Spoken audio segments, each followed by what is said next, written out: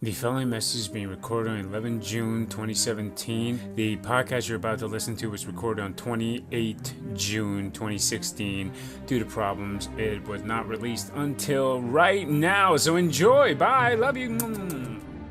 I think we could call this the book to show to book to not book, because we're off book, and I don't think the show is really anywhere near where the books are going to be. Whatever, Game of Thrones Season 6 podcast, we're going to cover the entire thing. I am Magnus, and you are... I am PunkaTess. Oh my god, PunkaTess? That's right, let's punk a test. What's really exciting about doing a podcast with PunkaTess, I mean, outside of the fact that we're doing a podcast with PunkaTess, and the fact that we've been talking about doing a podcast for 4 years, is that the last podcast we did, I went back. The last podcast you and I did together, we did it with Jess, was a season 2 recap where we talked about everything that happened in season 2, and that was right after that podcast. I read all the books, so I had not read the books before that podcast, and after it, so right after that, and then since then I've read the book 6 times. Yeah, I know, it's crazy. That's dedication. No, wait. Have you read each of them 6 times? What I'm saying is at least 6 times. And then I've read chapters like, the Manderley chapter, the North Remembers chapter. I've read that, 1,000 times probably. I've read the Ned's Fever Dream chapter so many times, like I practically memorized it. I think that you deserve a medal for reading book 4. Oh, no. Book 4 is my favorite. That's my favorite book. Because, and I understand, like, A Feast for Crows was my least favorite book when I first read it. And then I read it again, and I was like, all right, but, like, it feels so useless, because we abandoned this whole fucking arc that we were going through, and then we don't return to it until the next book. And then I started, like, really reading chapters over and over, and I started really getting into where the plot is going, and that's when I realized, oh my god, like, the reason it took him so long to write that book and the next book and these next ones is because he's putting so much effort into the words, and the writing in A Feast for Crows is amazing. Like, it's some of the best writing he did in all of the books. And this is the thing about A Feast for Crows. When you start connecting the words to the story, it makes so much more sense, and it becomes more important. And so every word is weighted. And I think that's the thing with A Feast for Crows, why people through their first read through of that book are like, what the fuck, dude? And then as you devour the series again, and you go back and forth, and you begin to realize also that in A Feast, he's dropping so much plot that's going to become really important in the whole book is like 50-75% of the book is like setting up and foreshadowing. Yeah. I mean, it really is. But I think that my deal with it was this, okay? It's such a change in pace. So you go from Storm of Swords, and that's like, there's so much. The Red Wedding, just like everything, and you're like, holy shit. Yeah, it's the most exciting. And it just switches pace so fast in the next book. And that's what I love about it, though. Like, because it's so fucking ballsy. Like, think about what he does. He goes, hey... Because what is George R. R. Martin doing? He's taking all our expectations based on all the fantasy we've ever fucking come to love, and he's turning on his head. So what does he do? He gives us the climax in, like, not the middle, but like 3/4 of the 3rd book, and then he slows the story down. Oh, yeah. And then he slows it down to a crawl, and then he slowly builds it up. But you can feel that now with The Winds of Winter coming, that everything is ramping up again. Like, the Winds of Winter is going to be amazing. And that's why there's a part of me that felt like, I love that D&D called the final episode of season 6 The Winds of Winter. Yeah. But I'm also like, none of this is going to happen in the books. Like, none of this, because Jon is not going to be at fucking Winterfell. Sansa is not going to be at Winterfell until the Knights of the Vale. I think that the whole plot that Littlefinger is setting up is that he's going to get Robin to go after Winterfell. He's going to convince him, like, hey, this is your family. Like, you should take the North. The North should be run by somebody from the North who isn't a Bolton, who didn't betray a family members of yours. He's going to convince him to lead an army to Winterfell basically to get him killed. Then he dies. Then he brings Sansa in and goes, oh, Sansa, no, you take now Winterfell. It's yours. And then he marries her. I think this is all a plot of Littlefinger's. I don't think Jon is going to be anywhere near there. I don't think there's going to be a bastard bowl. I don't think that's going to happen. I think that Ramsay's going to end up fighting Sansa or the Vale's army. First of all, we all knew that Jon Snow is going to come back, first of all. Oh, that was yeah, just anybody guaranteed. who said he wasn't, it's just fucking stupid. No. So I do think, I mean, like, that's true to the books. Like, he's going to come back in the books. Yeah. There's no question. But it's going to be a lot more difficult. It is not going to be just like Melisandre's going to be like, I don't know what to do. I mean, she might do that, but I think that the whole Shireen plot is going to be her burning Shireen to bring Jon back. I think that's what that's going to be about. That's a damn good, that's a damn good possibility. Look, let's first of all establish exactly what you just said. I wholeheartedly agreed. We've had a little bit of conversations about this. Yeah. 98% of what has happened in season 6 will never be in the book. Yeah, not like this at least. Not like some elements. Yeah, I mean, there's some things. Well, there's the things that George R. Martin told D&D, both of them. So obviously, and Brian Cogman. Hodor's going to be the same. Yeah. Not necessarily everything that leads up to it, but the origin of the name, Bran controlling him and him sacrificing himself to save Bran. And I actually think it may even be sadder. I have an idea of what he may do with that. I think it may even be more depressing. And it was really sad on the show. I think it may even be worse because there's a rape element to it in the books that doesn't exist as much in the show. It's kind of touched on. But like in the books, Hodor hates when Bran is inside him. Like he hates that. it. Yeah. So I thought you meant physical, not mental. I mean like an emotional rape of Hodor. No, he's totally fucked by it. Right. And so I think that it's going to be even more devastating in the book when we get there. I think it's going to be so terrible that this is the one of the things like our complaint. And look, let's just tackle season 6 because, and I want to start off with the negatives because everyone starts with a positive and then they go to the negatives, and we have so many negatives. Now, I like the season a lot more than you, but I hate the season less than you. But I think what I want to touch on first is the negatives as we see it from book reader perspective first, and then we'll tackle it as viewers of television. They went back to several of the books to mine material from the books. I mean, we know like the Brotherhood Without Banners stuff is taken from book 3. Yeah, it's so weird how like season 5. Well, actually, it's kind of 4, 5, and now 6. Yeah, like they just really changed the chronology of things from the books. It's just it throws me off sometimes. Yeah, and like the Arya killing a Frey, like now that may happen in book 6 that Arya goes and kills Walder Frey, but the Frey Pie thing is what? That's the Rat King. Yeah, so that's book 5.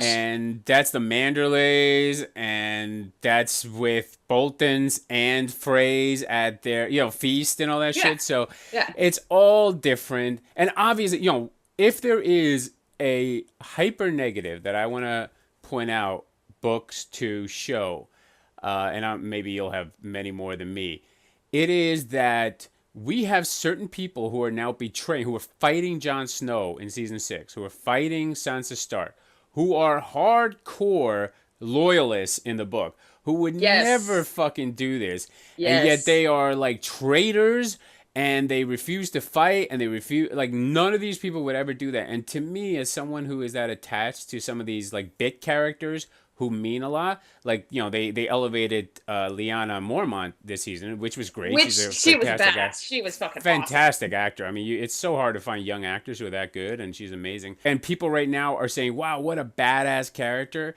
And it really, like, By the way, I've already called it in the show. Her and Jon. That's the future. Oh God, stop it!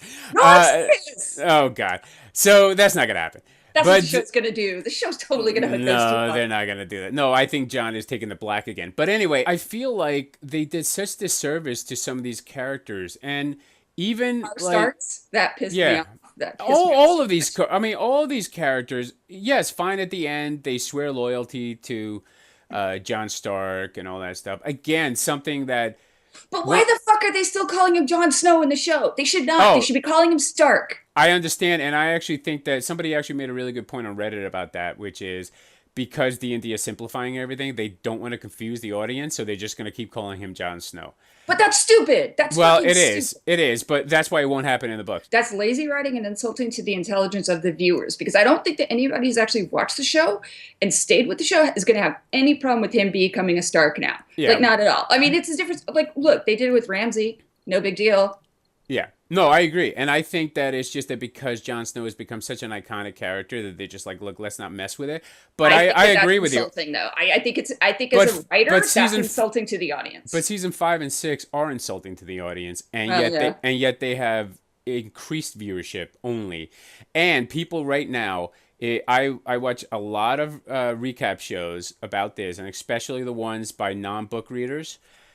They think this is the best season, not just of Game of Thrones, of any show ever. Oh God, no, it's not. I'm sorry. No. That's just too grandiose of a statement. You can't even say that about season 1, and I fucking loved season 1. And they think that it's, well, I don't know. We could disagree on that, because I think that there's so many shows that have great seasons, but that's what I'm saying. It's like you can't. It's such a subjective thing. You can't say of any show ever. Like, well, they're saying this is the best one, and not just recap shows. I'm talking about like critics. I know. I've seen that shit. It's embarrassing. Go on Rotten Tomatoes and look up every season of Game of Thrones by rating. You know what's the lowest rated? Guess. Season 1. Yep. Ugh. Season 1 is the lowest rated, 87% or somewhere around there, and this one is at 98. I would love to know the percentage of people who have actually read the books that watch the TV show. But I don't think it matters, and I think that's the point I want to make here is that even though you and I are book readers, and even though we love basically the words and the stories and the care, that's why it takes him 5-6 years to write a book. The care he takes to plot things out so that they're not fucking dumb as fuck, like season 6. Except for the finale, I will admit that that's the best plotted element of the season so far was in the finale and the Hodor element of the plot. Not the lead up to all the Hodor stuff. That's terrible plotting. I think also but I will give them credit on something also, though. The Battle of Bastards was really damn good. Spectacle, yeah, it's a beautiful spectacle, but it was, all the logic leading up to it, inside of it, all of it's stupid as fuck. Insulting to anyone's intelligence, even morons who think this is the best season of all time. And I don't call you a moron, people who are going to be insulted and downvote this on YouTube. Because, and I know you will, and I know you're going to be like, oh, you're insulting our intelligence. And there's this thing that has only happened in the last like 15 years or so. The dumber you are, the more you have to believe that you're not dumb and that you're actually smart, and that anyone who suggests you're dumb is an elitist. And this is a fundamental problem with modern day information, is that people sit around and they only go to websites that reinforce what they want to hear. Yep. And this is something that you see with people who consider anyone who's a book reader who doesn't think that the show is fucking amazing, that they are somehow just elitists who refuse to understand the beauty of the show and blah, blah, blah. No, I do. I look at the show. I still think Game of Thrones, even season 6, for all the bastardization of the words, of the story and all that. And more importantly, we'll get to that in the next little segment, what I consider to be the bastardization of their own work for the first 4 seasons. They used to actually care about plotting. And today, Brian Cogman fucking admitted it in a tweet where he said, yeah, I used to spend so much time worrying about all this stuff, and then this season we just decided to go do away with like the timing of events and all that, and which is, that's not one of my complaints. My complaint is that they don't make an effort anymore to keep the plot consistent. Here's my view on things real quick. This is just a grand overview of life in general. Okay. I share my opinions all the time. I have very, very strong opinions about anything and everything. I research subjects. I like to learn about them. Great.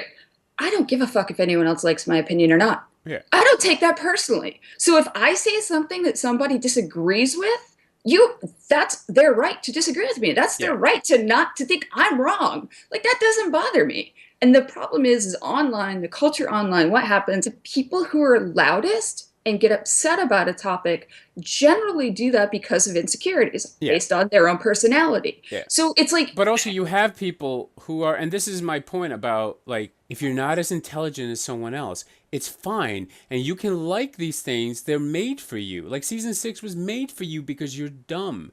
And that's okay. Like, it's not an insult to be dumb. It's just what you are. You know, intellectually, there are a certain percentage of people who are highly intelligent.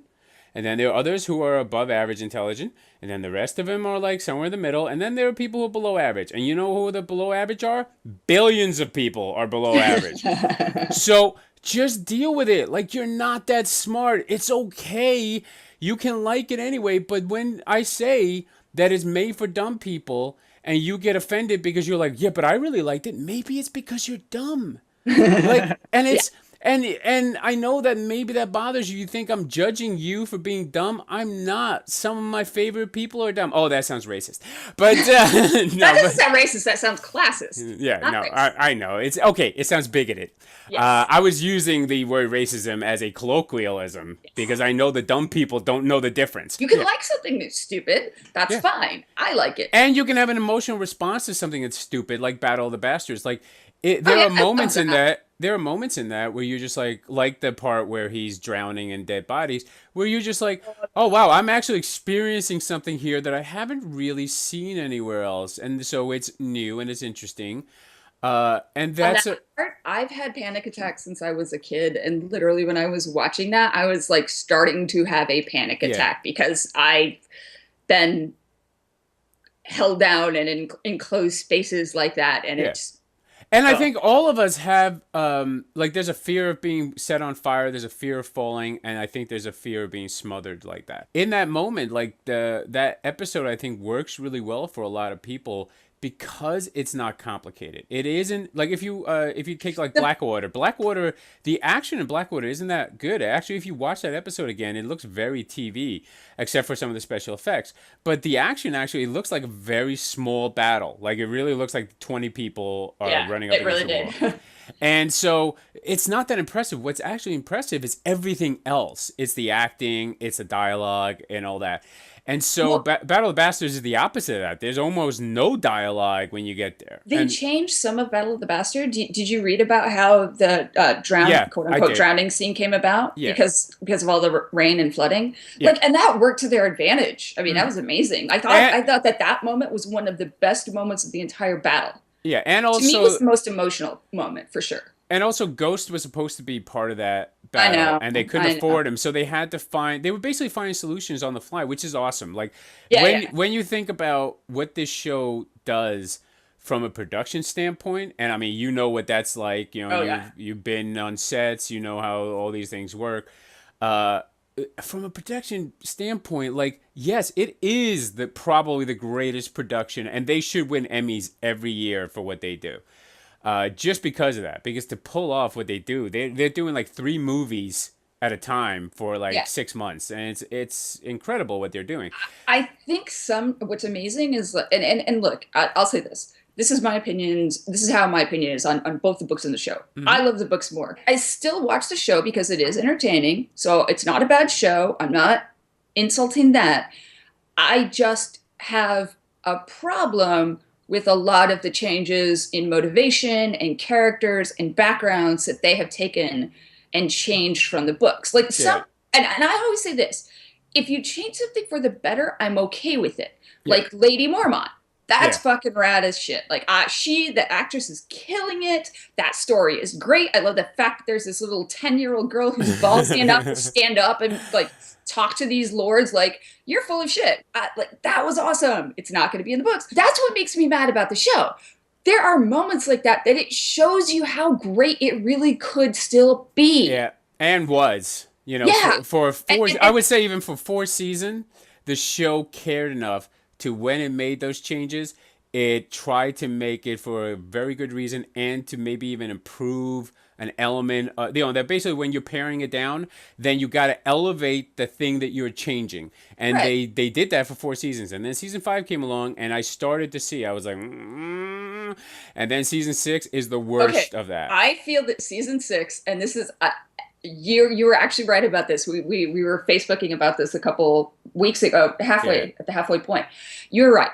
I really now, I just look at season 6 as soon as it starts, it's just basically like, okay, well, we only got a few more episodes. We got to slaughter everyone. Yeah. So it's like, there's like, especially this last episode, I was watching it with Jess and Wendy and a couple of other geeks. And I was like, well, like 10 minutes in, I'm like, yeah, at the end of the episode, there's going to be 5 characters left alive. That's it. Yeah. By the way, I absolutely adore those first opening 20 minutes because of the editing and the music and the use of like. Oh, wait, but what was imaging. up with that? Okay, what is up with that composer? This is what I said yesterday. It's entirely different than any other score he's done. No, yeah, it's his Philip Glass score. That music was totally different. Yeah, no, it's Philip Glass. It's and he's not the only one. If you watch The Leftovers, that composer uses Philip Glass, inspiration all the time. Actually, Battlestar Galactica used to use this a lot.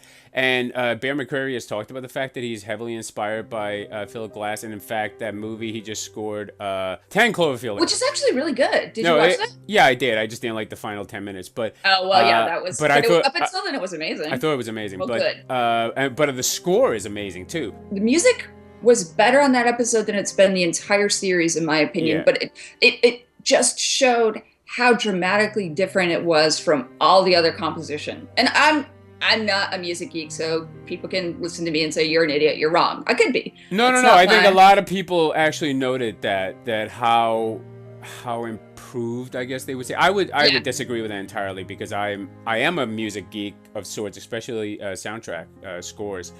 And I would say that this was one of his best, episode-wise, but there are better, in my opinion. And in fact, I think 309 has some of the best scoring of the entire series, but that's that's Reigns of Castamere episode. Okay. Look, I thought the scoring has always been really well on the series. So me saying that this episode was amazing, it's really good. It just was such a switch to me. Like it just seemed so drastically different. But anyways, this episode, that whole sequence was very Godfather-esque. Yeah. But the music was straight out of a horror movie.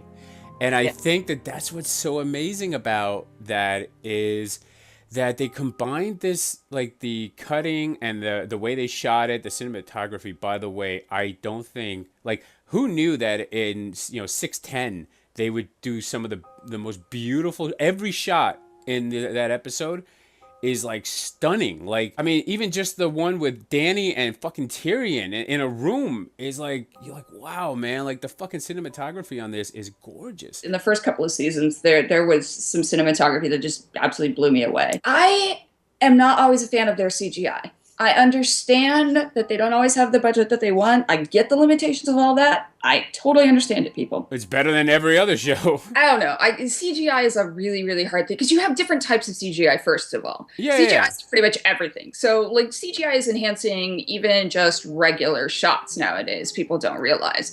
There's almost always an overlay. That was Boardwalk Empire. Every shot in Boardwalk Empire was CGI. They shot almost half that fucking show on blue screen or green screen. Anyway, to me, the dragons and the wildfire it's so obvious that they're CGI and everything else is not times. That's the problem. I agree a lot of the times, but I don't feel it was in this episode. Like, I thought it was as good as it could ever get on a TV show. The dragons look great, and the previous episode they look great. No, previous episode when Dany is stepping onto Drogon, it looked terrible. You could tell that she's like stepping up onto a box. I don't agree. Maybe you're talking about the setup to it, but I thought the CGI looked great. Like they cut early on that too, so you don't even see her like the first time she mounted the fucking dragon in the previous season. That looked ridiculous. But this time they were like, okay, we're going to be smart. We're not going to fucking show too much of that. The layering is so off. You can tell based on the shadows and the What are you watching it on, though? Are you watching it in 1080p? Because with a good television? Because it didn't look that way to me at all. Yeah, of course I'm watching it in 1080p. Yeah, I don't know, man. I don't know. I that's not what I saw. I didn't see that in this episode. That's what I'm talking. I'm talking previous episode when she was in front of the pyramids, like that. When she was getting on the dragon, and I don't know, maybe it's me playing so much damn video games. It was just obvious that she wasn't interacting with the dragon, that was a computer I don't overlay. know. I'd have to look at it again because I don't remember, because I have, very strong reactions to that kind of thing. Like my eyes catch everything. Like there's a shot when the other two dragons are attacking the ship with Droga. Yeah. And that looks CGI to me because you can tell they put all the rendering focus on the middle dragon, but it's, they kind of fuzz it out so you don't notice it as much. They focus the camera. Yeah. Or the fake camera. And so, like, little things like that. But those are all, like, every show has this problem because you can't spend that much time on the effects. You can't do what movies do. And by the way, some movies look terrible, too. Oh, yeah, absolutely. No, this is not specific to just Game of Thrones. This is, I'm just saying it's an indicative problem that I have with certain CGI. Yeah. When you're trying to blend real life, to me, they don't always work. I have a bigger problem with, what do you call it, when they do the layering, like they did with the Battle of the Bastards, when that single take. Horse. Well, yeah, with a single take of Jon Snow, everyone is talking about how amazing that was. All I notice is the layering issue. There's several. Now they did a really good job with it, but I can't get out of the fact that I know that entire thing is fake. Like when that horse is coming up behind him and then gets lanced and everything. Yeah. No, absolutely. And also, physics-wise, he hits a guy with a sword. That's not what would happen. The horse is going faster, and there's a lot more weight to it. So physics-wise, he would cut through the guy, and he would just keep riding. Like, he wouldn't go flying off the horse. That's impossible. It could not happen that way. Yeah. And in fact, his sword, if he could do that, his sword would have gone flying out of his hand. Yeah. So, like, little things, and when it happens like that, like, everyone else, and this is what I'm talking about, like, dumbing down of Game of Thrones. They would never have done that in a different season because it would have, like, take Hardhome.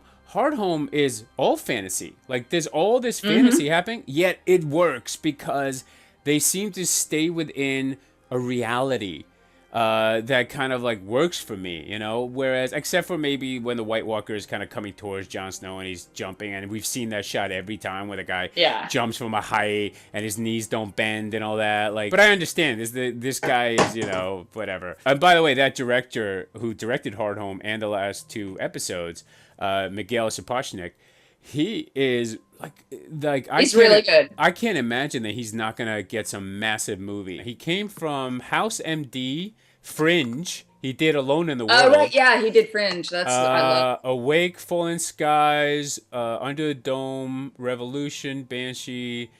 He's all TV. And he did. Is this True Detective season 2? Oh. So that sucks.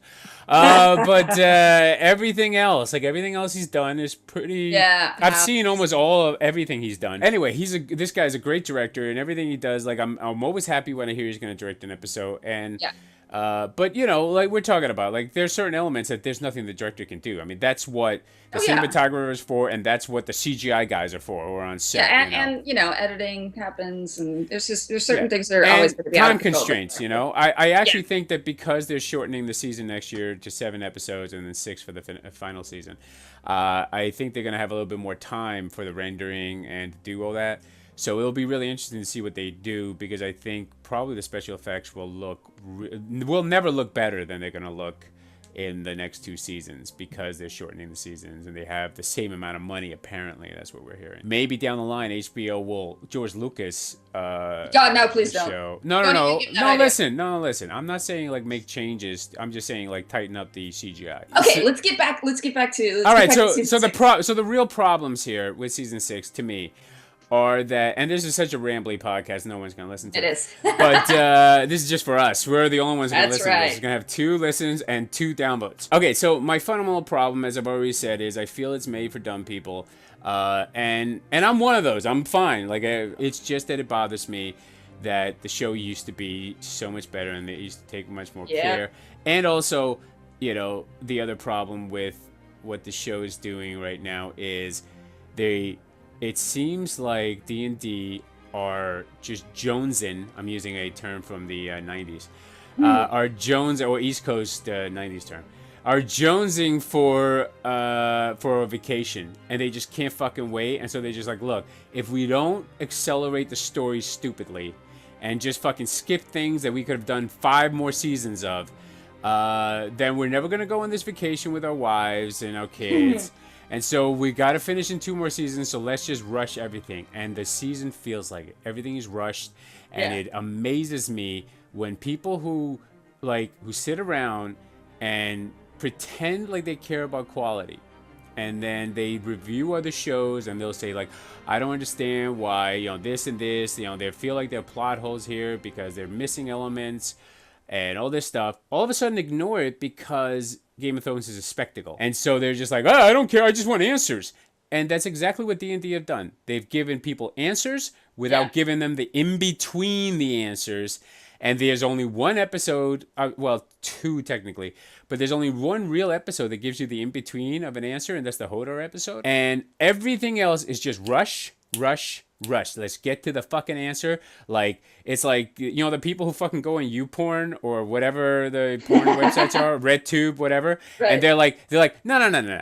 I don't want the fucking long 90-second video. I just want the 25-second. They're just searching just penetration shot real quick. Just penetration, and that's all I want. And that's season 6 is D&D's YouPorn 30-second video. That's exactly what it is. Everybody wants instant gratification. Yep. They don't care.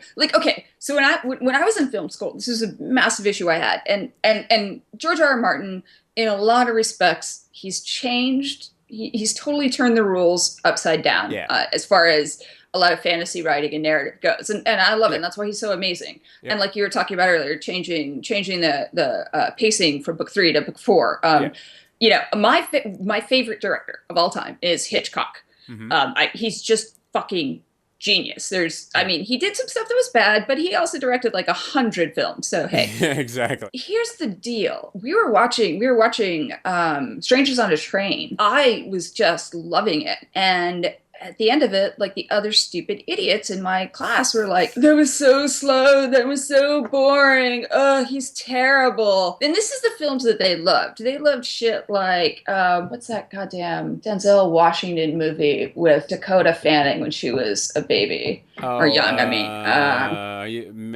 always liked Michael Mann. Anything that was Michael Man on Fire? Is that the one you're saying? I think that was a Tony Scott movie. Michael Mann and Tony Scott were the two that they were just in love. And by the way, Tony Scott made True Romance, so I can forgive him for everything because he made True Romance. I love that fucking movie. It was that's all that they wanted, was something that was just fast-paced, and they liked the style. They were always talking about. They just wanted something that was fast and didn't have a lot of backstory. It just was nothing but action, and it's so it's a lot of narrative has really gone by the wayside, and I think that's sad because I am the type of person that I want to know. I want to know what a character's motivation is. I want to know exactly why. I want to know what happened to them when they were 5 years old.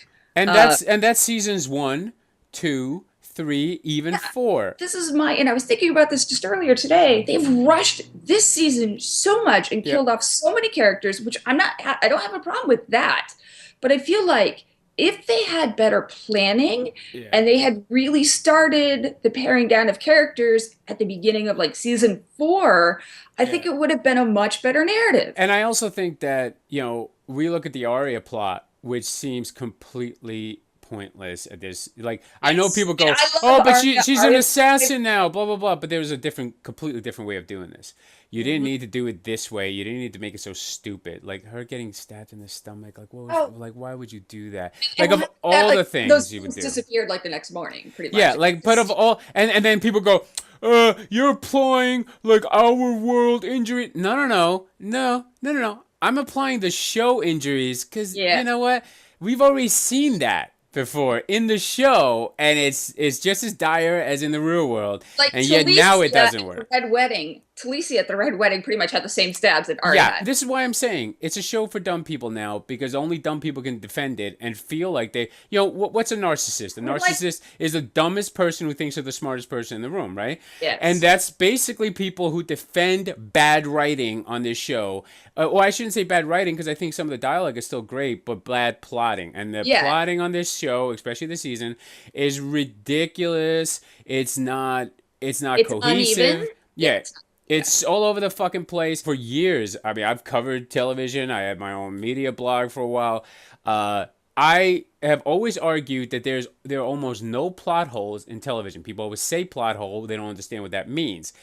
This season actually introduced plot holes in Game of Thrones in ways that, because a plot hole is when you have point A to point B and there is no fucking way you can explain it. So there's an actual hole there because point A to B has no actual path there. And so they're just violating their own rules. It's Deus Ex Machina basically ruled this season. And it takes almost no effort to avoid a plot hole, which means they literally sat there and went, we have a problem here, because they're not dumb. These guys are not dumb. They said, we have a problem here. Fuck it. Whatever. Fuck it. It doesn't matter. And clearly it doesn't, because it's the best season ever in the history of humankind. This is the best season ever. So they were right. According to other people. So we're wrong. We're wrong because we expect quality from the guys who used to bring us quality, based on the books that are nothing but quality. Yeah. But we're wrong because we expect what we used to get. And you know what? Maybe the rest of the world is right. And a friend of mine many, many years ago said to me, we were at a party and she had been drinking a little bit. And she goes, I just want to, one day, I just want to experience what it's like to be as dumb as everyone else here. Because they all look so happy. Maybe I would enjoy this season more if I was as stupid as everyone else. And I know this sounds really elitist, but you already admitted that we are elite. Yeah, this is what I was told by an ex-girlfriend, and then another one kind of somebody else I was dating. Wait a minute, you're homosexual? Oh my God. Oh, sorry. I know.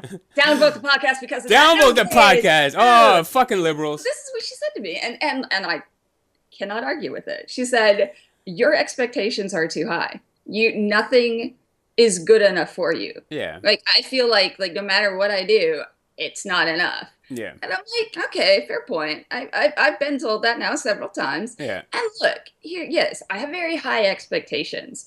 I have high expectations of myself also. Mm-hmm. So I hold myself to a higher standard than I hold other people. So that's why I am very critical about these things. I tend to talk about the things that bother me more than the things that I love. It doesn't mean that there's not things that I love Arya. Yeah, damn it. I'm ready for Nymeria to come back. Stop using the goddamn money on the dragons. Oh, yeah. What is the problem? Two dragons and one Nymeria. I think what it started off is that they were like, we're going to stick to the books. And then later on, they were like, oh, fuck, we got a problem because we have a CGI cost problem, rendering issue here. What I think they should have done is, they should have probably pared it down to 2 dragons, and not everyone got a direwolf. The direwolves are a huge, huge symbol. They are synonymous. That's the Stark mascot, And it's like you've got Nymeria running around the Riverlands in the books with a massive pack of wolves, everything like that. That's important. But you know what? My biggest issue with that whole thing is that all the Starks in the book are wargs. And, yes, that too. And powerful wargs, And it's like the reason that she can fight she doesn't do any of this fucking shit in the book, but the reason that she can do anything blind is because she's warging into a fucking cat, and she can see. She's basically seeing herself in the third person. Yeah. And it's amazing, and it's such. It's like she went on Karate Kid training this season. Oh God, it's so bad. This is so. It's Karate Kid. It's and that was fun as a kid. Don't get me wrong, okay? But seriously, she's fucking Karate Kid. It's so bad. It breaks my heart because Arya is my character. Yeah. I love her. Yeah. In the books, I love her to death, yeah. Yeah. And I think Maisie is awesome. I think she does a great job with everything that she's had. I just think that that the writers have fucked up. They really gave her such bullshit to deal with. Even her final scene, to me, is like... Oh, okay, so let's talk about that fucking time travel. I don't care about the time travel element. What I care about is that... how is that an earned scene? Like that's what I mean by the time travel. So it's like last we saw her was an episode ago, and she's, no, I'm Arya Stark. A girl is Arya Stark, and I'm going Winterfell. And then all of a sudden it's like nothing, and then she's just killing Walder Frey. But granted, the books do the same exact thing where he messes with time. And so you think something has happened, like, you read chapter, let's say 12 or something, like John chapter, and then next is a Dany chapter, but they're happening at completely different times, and maybe her chapter is happening 6 months earlier. He never mentions it really, but he gives hints. That's why I don't have a real problem with it, and I think that's why they abandoned it. But what I do have a problem with is there needed to be a middle scene. That's what I'm saying. That's what I mean by like time travel, is because it just jumps. There's nothing in between in the show. Yeah. So it feels unearned. Like it's just like it feels like time traveling though it's not, And it feels unearned, and it's almost like just like Various at the end. Yeah, I know. Like, how did he suddenly go from Dorne to on the bow? Because it's 6 months later, but they're speeding everything up. But again, you could have done an entire season. You could have done an entire season on just what happened between those 2 points, and they decided, they're like, nope, we're gonna yada yada the whole fucking thing. But I also think because they crammed so much in there and actually didn't fuck it up, like, it's not as good as it could have been, but they didn't fuck it up, to me makes it the best finale. Put this down right now. That moment where fucking Cersei gets her fucking dues and blows up her enemies? The same thing's going to happen with Sansa, except you're going to think that she's been playing Jon this whole time, and the whole time she's been playing fucking Littlefinger. Mark it down. Mark it down, motherfuckers. Okay, there's a lot of male or female nudity all the time. And then you have people saying, like, why isn't there more male nudity? Totally get that. And then the next thing that the show does is the show shows some guy examining his penis for an STI. Oh, it's so beautiful. I'm like, is that really attractive? Like, come on, that looks disgusting. But I think the show was trying to say to the fucking viewers, like, you sure you want penis? Are you sure you want that? Because cock is not that attractive. I think they were just trolling. I was like, I think they're just like, I think they are. I think they're saying, fuck you. Yeah. And you know what? More power to them, because there's nothing that I dislike more than when people start fucking telling other creators how to create their art. Like when they say, there should be no rape. There should be no violation of women. No. There should be none of that in real life. Yeah. But, to depict it in a fantasy world or the real world, once you start telling people what not to do, then people forget that it actually happens. And so I think in the fantasy world or in the fucking fictional world, you should depict it as often as possible so that people never forget it happens. And I think this whole fucking attempt to diminish the power of that is the worst idea ever, because people who have actually been through that, I understand that they have reactions to it. Yeah. But if the people have never been through it, never experienced it on any level, they will never have any empathy for you. They will never understand that you went through some shit. It's like war movies. When war movies were like, oh, somebody just got shot and fell down and it was no big deal. Then all of a sudden they made movies like Saving Private Ryan where people's fucking arms are fucking flying off and shit. And all of a sudden people went, does this actually happens? And war is not that awesome. And then we start making really cool, fun Transformer movies where nobody's arm gets ripped off. And then people are like, oh yeah, war is fun again. Let's go fight more.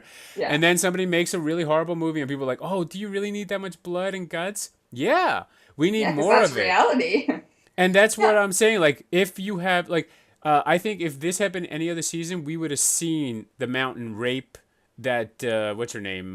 Septa Ulna. And we would have seen it. Yeah, but they didn't show it this time because now they're gun shy about that shit. I wish they would have shown it because the horror of that should be seen by people. You should feel fucking uncomfortable watching something like that. Well, it's funny. One of the girls who was watching it last night didn't realize that the mountain was raping Septa Ulna. Exactly. Ornella, I mean. It's just like, what are you guys talking about? And we're like, and I'm explaining, I'm like, that's what the mountain does. That's why there was the fight over Elaria. Like, he's a rapist. Exactly. And Cersei knows that, and that's why she puts him in that room and shuts the fucking door. And people are like, oh, if you show it too much, people become desensitized. If you never show it, they feel nothing at all, ever. And that's the thing, like, it's so fucking, like, PG-13 that I was just like, dudes, this shouldn't be awesome.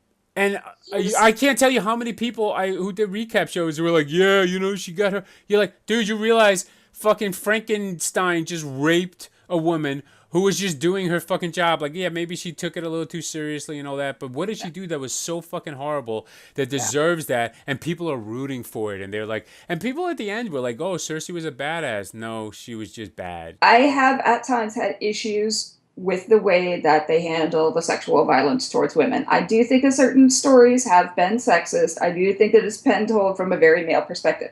I agree with everything you're saying. I agree that it needs to be included. I agree that rape was used as a weapon back in that time period in real history. Rape is still used as a weapon even to this very day. And anybody who thinks it's not is just delusional.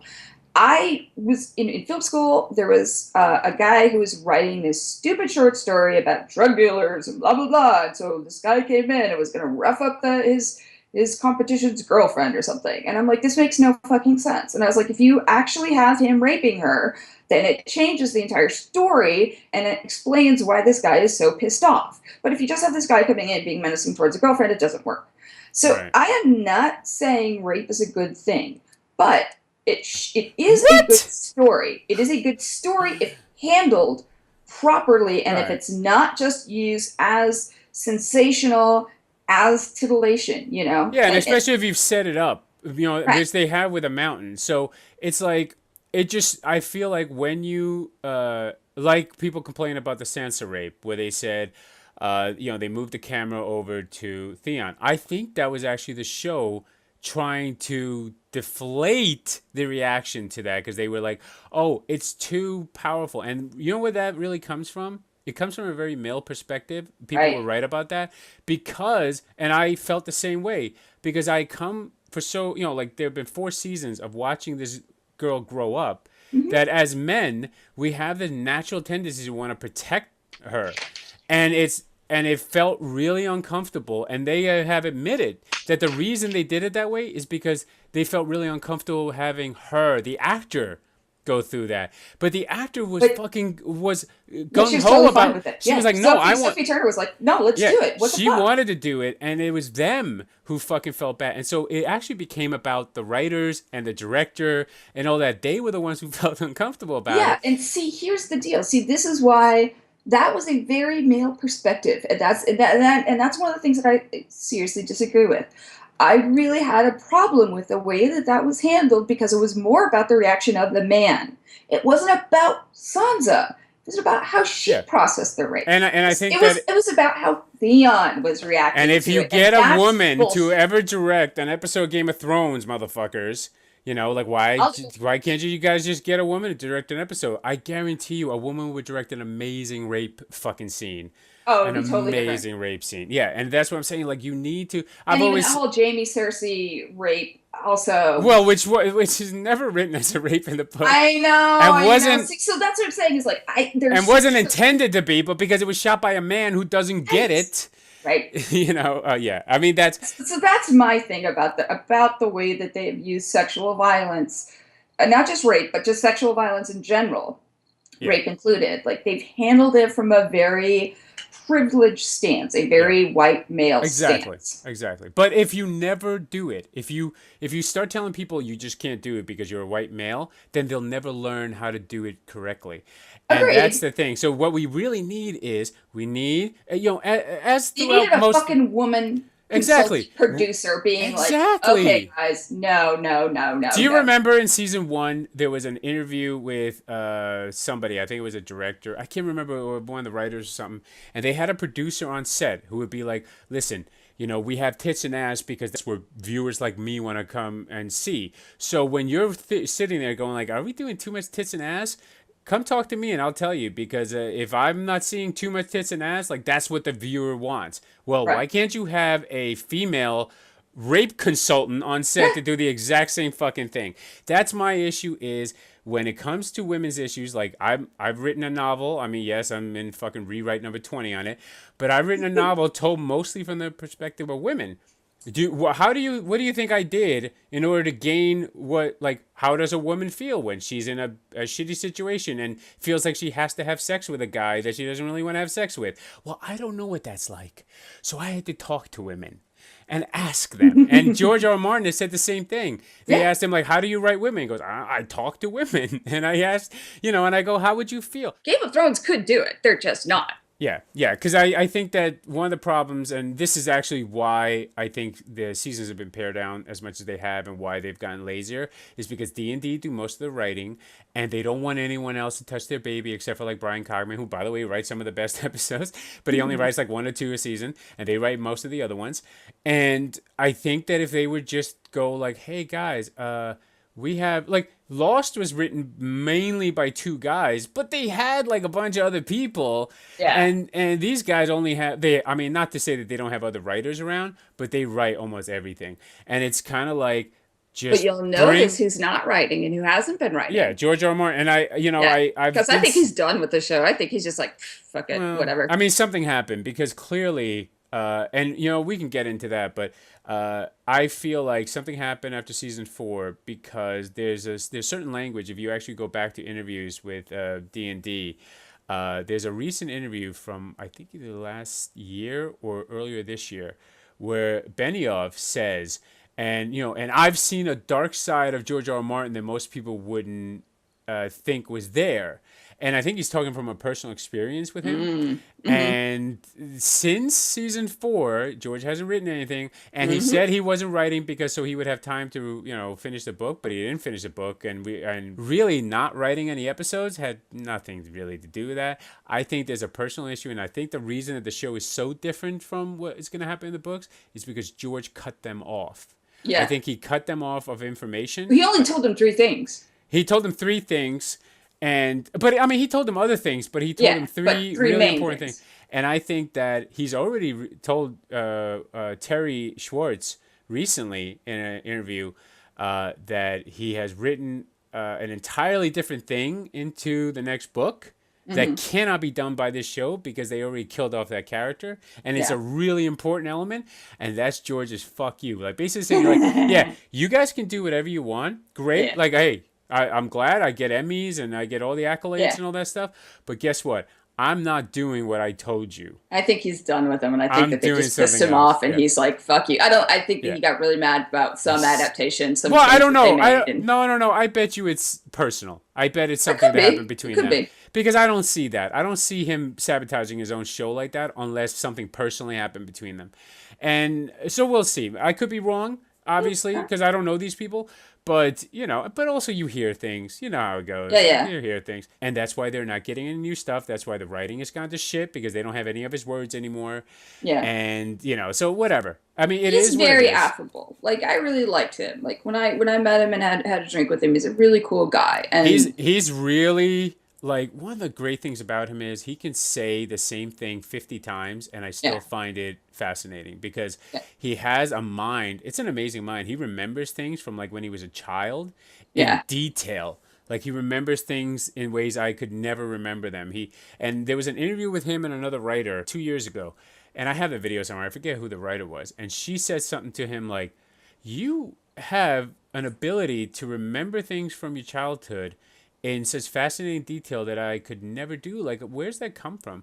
And you really understand, because just of how his mind works, why there's so much detail in the books. Because that's how his mind works. His mind is just detail, constant detail. And he finds it so important. So when he's doing the Meereenese knot, that they figure... I hate when people say, like, oh, they unknotted it in one episode. No, they yada yada it in one episode, and George gave a shit, so he took 3 years to figure it out. So like something that in the long run may not be that important was really important to him because he refuses to fucking put shoddy work out. Yeah. And I would rather get, The Winds of Winter this year or next year or whatever, and then whenever the fucking last book comes out, I would rather be that. I'd rather be in my 50s when the fucking next book when the last book comes out.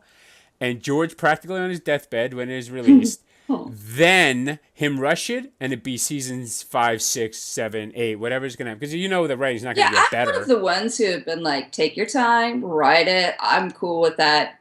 do a good job. That's all I care. I just want the next book. I don't want it tomorrow. I just want the next book. I just want it to be like the previous ones. I want it to have that quality. So I don't care how long it takes him. There's other shit that I can read in the meantime. Yeah. And we know like with J.K. Rowling, like or Rowling, when she was writing that last book, like she was miserable.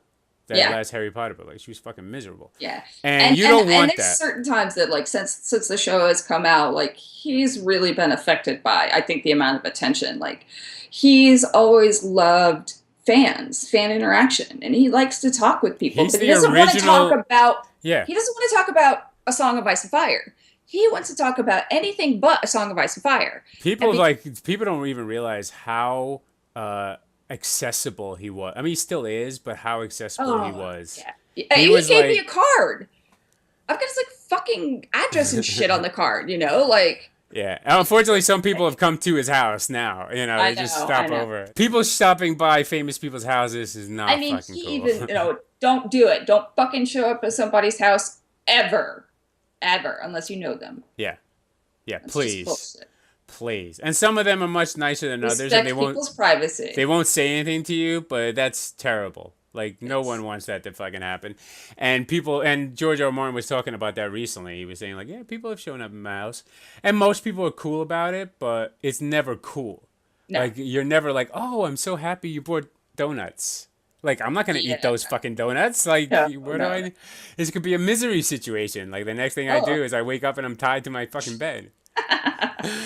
It's, like, even he his quote about that was like how much he hates cell phones, just because, like, that's what everybody wants now is a selfie with him, you know. Oh God, yeah.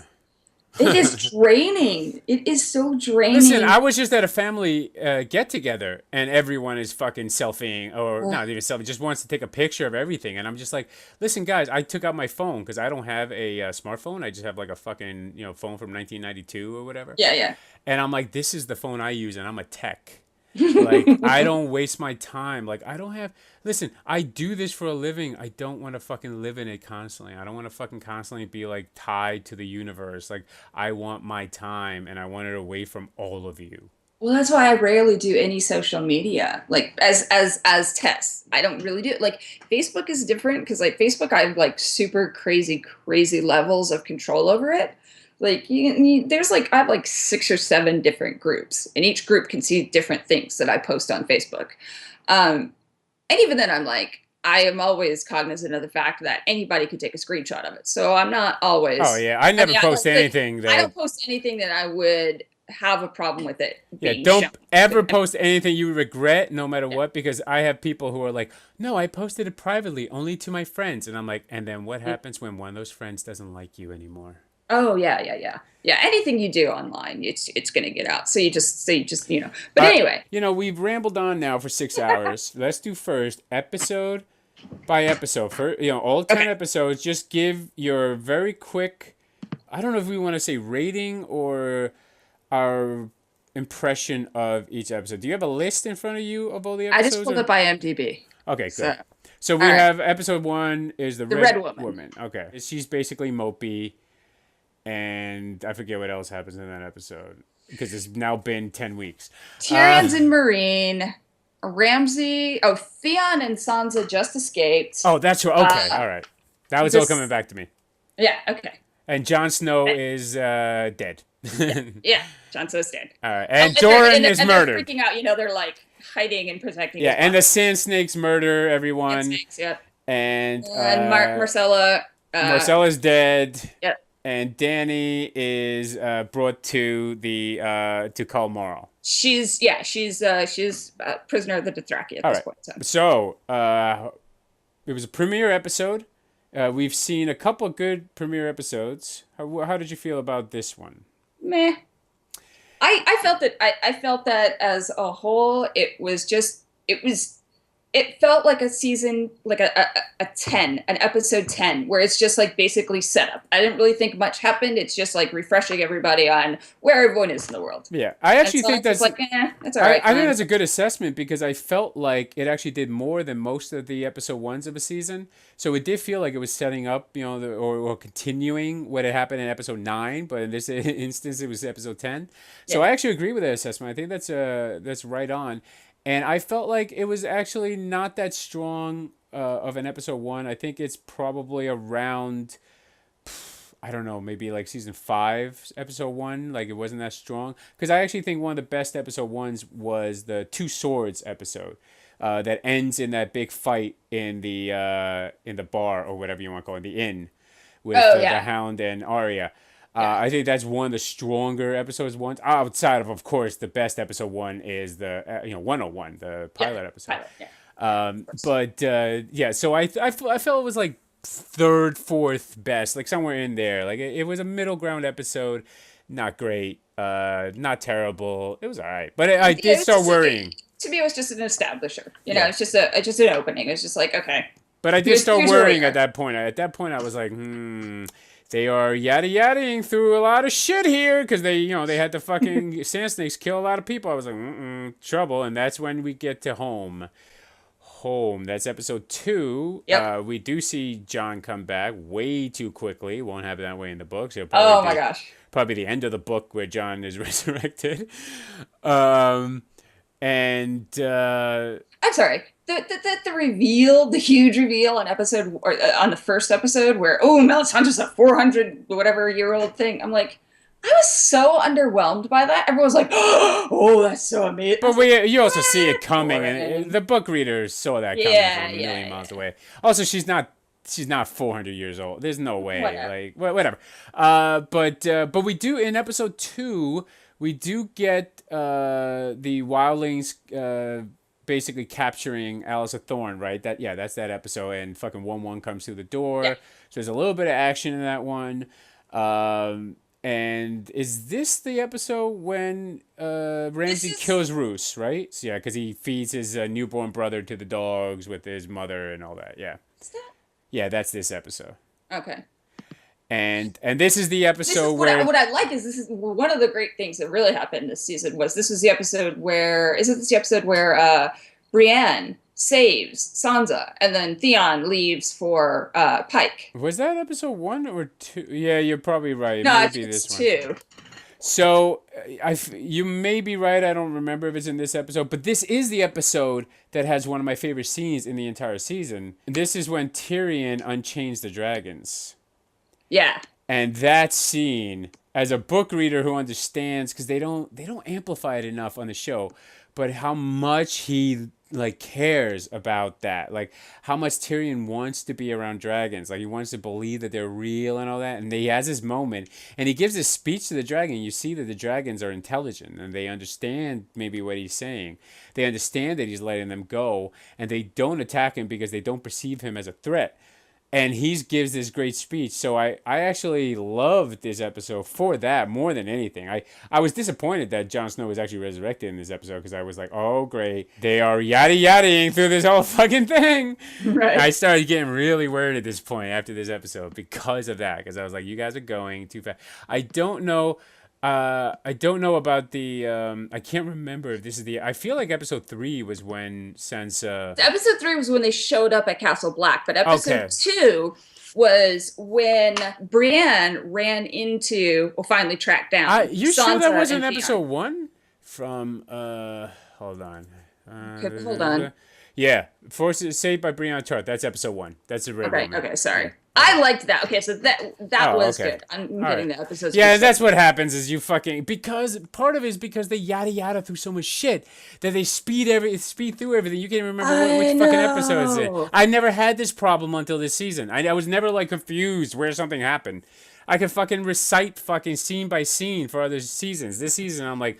Is this in episode 2, 3? So anyway, so that's the first... So actually, I will elevate that episode a little bit more because I liked the scene between here them. Here we go. Okay, I've got a wiki link that now it's got more in-depth explanation. Okay. So episode 1, let's restart this. No, let's not. We already went through it. let's just touch on that sequence. I did love, though.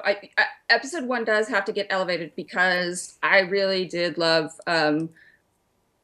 Brienne coming in and saving Sansa. So I hate that. I hate that fucking Deus Ex Machina shit. Well, yeah, but I love the scene between them afterwards. I love it.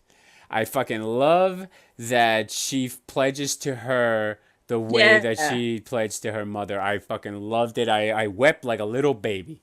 And I loved that Sansa knew the words to say.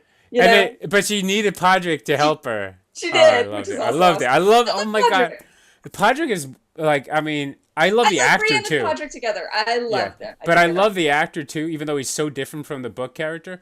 But I love the actor too. He's so sweet, and that's of course his father played Lyanna Mormont. So his real father. Didn't know that. Yeah. So the two father and son were on the show together, and then of course his dad got murdered on the show. But so I hope Podrick never dies because I love fucking Podrick, and we're gonna get to a scene that I love also with him later on in this season. Okay, so now we jump to home, and that's the episode with when the wildlings save the day. Gives birth. Yeah, she's murdered by fucking Ramsay. He's a dickhole. Arya Stark. Brienne tells Sansa Arya's alive. Nothing. And the unchaining the dragons bit, which is fucking like one of my favorite scenes in the entire series. That's how much I love that scene. So well written, so well acted. But then again, it's really good. Peter Dinklage is so amazing. Oh, he's awesome. But this is also the really bad thing happened. This is when the waif starts to attack Arya too. Oh man, why does this happen? Can we do what I do with Danny's chapters in the books? Can we just remove everything that happened to Arya and then just have it like with Bran, where all of a sudden Bran shows up a season later and he's gone through all this training? Like, we don't need her Luke training. We don't need it. And I really dislike that about the season. Everything about Arya, I dislike. Even the stuff I dislike because I know it just means that I have to watch Arya this season. And I love Arya. It's really sad. So anyway, because this episode has that fucking Tyrion scene, I love it. I have to, even though there's Arya bullshit. Maybe the second worst Arya stuff is in this episode, because this is the one where she's doing drunken blind master shit, right? She's fighting her with a fucking stick and missing her and falling all over. Right? Yeah, but I mean, this is like just the first time that the waif and Arya are fighting. Yeah, it's dumber than ever in this fucking. Oh, that's right, because the later episode they're actually fighting inside the fucking. Right, she's not blind yet. Or wait, she's blind. No, she is. She's blind because she gets blind at the end of last season. But anyway, this terrible. But I'll give it. I'll give both episodes the same score. I would give them about a 7.5 and 8. Out of a 10 for both episodes, just because they both have low points and high points. I'd probably go more than the 7 range, but that's cool. Well, I went 7.5, 8, so somewhere in that vicinity. Then we get to an episode. What I find interesting about the Oathbreaker is if you go on IMDb, it's really not rated high. It's people don't like this episode for some reason, but this episode has several really good scenes. I think the Jon Snow stuff is interesting. I do think the Bran stuff is fucking super interesting. Yeah. And like I don't really understand why people dislike it. I don't know why it's so lowly rated compared to some of the other episodes this season, except for the more fucking Arya bullshit. Samwell Tarly's on the boat. And I love the Sam shit. Like this is what we were talking about earlier about like people don't like the slow shit. I love the slow shit. And so when this was one of the few episodes that felt like a season 2 episode to me. And I think that's why I love this episode. I would actually rate this episode like a 9 because that's how much even though people are like, oh, what's the Sam stuff happening? I don't know. I like Sam's character. No, I do too. But it's the stupidity factor that they put in it where it's just like, oh, I'm just going to keep driving this woman along and a baby along. Like even in episode 10 when they show up at the fucking library and he's like, oh, just stay here. No, I agree with you on that. That's what makes me mad. I love the conversations between them. Yeah. And his family, like meeting his family, I think that's so interesting. That was awesome. Yeah.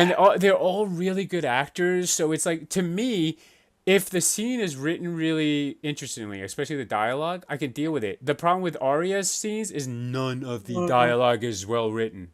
None of it. It's all bad.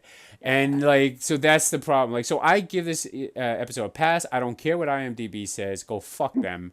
No, It's it a was a 9 for really me. good episode. Yeah. It was one of the strongest of the season. Yeah, Definitely. at least to this moron. What's episode 4? Book of the Stranger. Okay, challenging John. Oh, okay. So we get the letter in this episode, which is this is a really good episode too. This is the one Sansa where shows up. Yeah. Brienne and Tormund start to get Oh shit. Okay. So this is really interesting. And there's that great conversation between when Jaime and Cersei show up, and the fucking and Kevin is like, "Well, we don't have to stay here." You know, they leave. Oh yeah. Great scene. Dario and Jorah link up with Dany, and then she fucking sets fire to everything. Not my favorite scene because as a book reader, it really bugs me that they made her magical, but that she can't be burned because she can be burned. Yeah. But that's whatever. a one-time thing supposed to be. But whatever, I'll go with it for this fucking show. It was just a rehash, though. Was the problem that I had with that scene her not being burnt. Isn't necessarily what bothered me the most. It just was such a rehash. And this is one of the big signs. And I said this after I saw the episode. This is a sign that they are going completely off book because there's no way George will simplify it like that. Like, there's no way he'll do this again. He won't do it like this. It'll be so much more complicated and interesting and fun, and not just like it. To me, it's another Deus Ex Machina. It's another one of those things. The things that fucking George avoids as much as possible. And I'm not saying he's never done it. Obviously, the Battle of Blackwater, the end of the Battle of Blackwater is very Deus Ex Machina. But it's understandable why that happens because, they're so overconfident at that point, Stannis' forces, that they get overrun by they don't set up a rear guard, which they should have, but whatever. That doesn't make any sense. But in any event, I think that this episode is really interesting. Also, this is the episode where Marjorie goes to see... like you have that scene with Marjorie where you find out Marjorie is playing. This is the one where she gives the rose to. Isn't it? No. That's much later. No, This is when she goes see Loras for the first time. First, she plays the High Sparrow, and then she goes to see Loras. And she tells him like, "We can't fucking let these motherfuckers win." Yeah. So I actually think that this is one of the better episodes. I mean, it's another one of those 9s to me. Like, I really enjoyed the episode, even though we did the Deus Ex Machina thing. I still think it was a really well executed episode. The ending brings it down a little to me, so it's probably more like an 8. But there was a lot of great things. There's one little thing that I nitpick about, and it's like. D&D try and create their own phrases. And so, like, that stupid letter... I mean, half of the letter was really good about the bastard. But there's certain things, like, especially every time I hear, and the great wars to come, I'm just like, it's like... Clueless. Stop trying to make that happen. It's not happening. And also, they do these things where, like, they strip away information that we as the audience know are no longer in play that George won't do. George will actually leave things that the character wouldn't know hasn't come into play yet. And in that letter, he leaves out a bunch of things because Ramsay in the show apparently knows everything. Yeah. And Ramsay, who writes the letter, doesn't. Right. In the book. So yeah, those things always that's one of the great things about like the scene between like everything except for necessarily the content of the letter. That's what I have issues with. But like Jon and Sansa in that moment, and Sansa trying to explain to him like, no, he's going to kill Rickon. You don't understand. And Jon like realizes at that point in time what Sansa really went through at Ramsay's hands, or at least starts to get a glimpse. He doesn't understand it, but not fully, but he's starting to get a glimpse of how traumatizing this was to Sansa. Right, and actually, this is why the issue in episode 9 later is weak for me because they've already set up that he should be a little bit more understanding of it, and this is the problem that you get in every show, and the Game of Thrones didn't used to do this, so when they do it, it really bothers me, but. Let's go to the next episode, which is, it has weak elements, but, it is so elevated because of what happens. And I think because they nail the emotional aspect of Hodor. But I mean, I know other things happen in this episode, obviously. Sansa goes and meets Littlefinger by herself. Oh, really? That's this episode?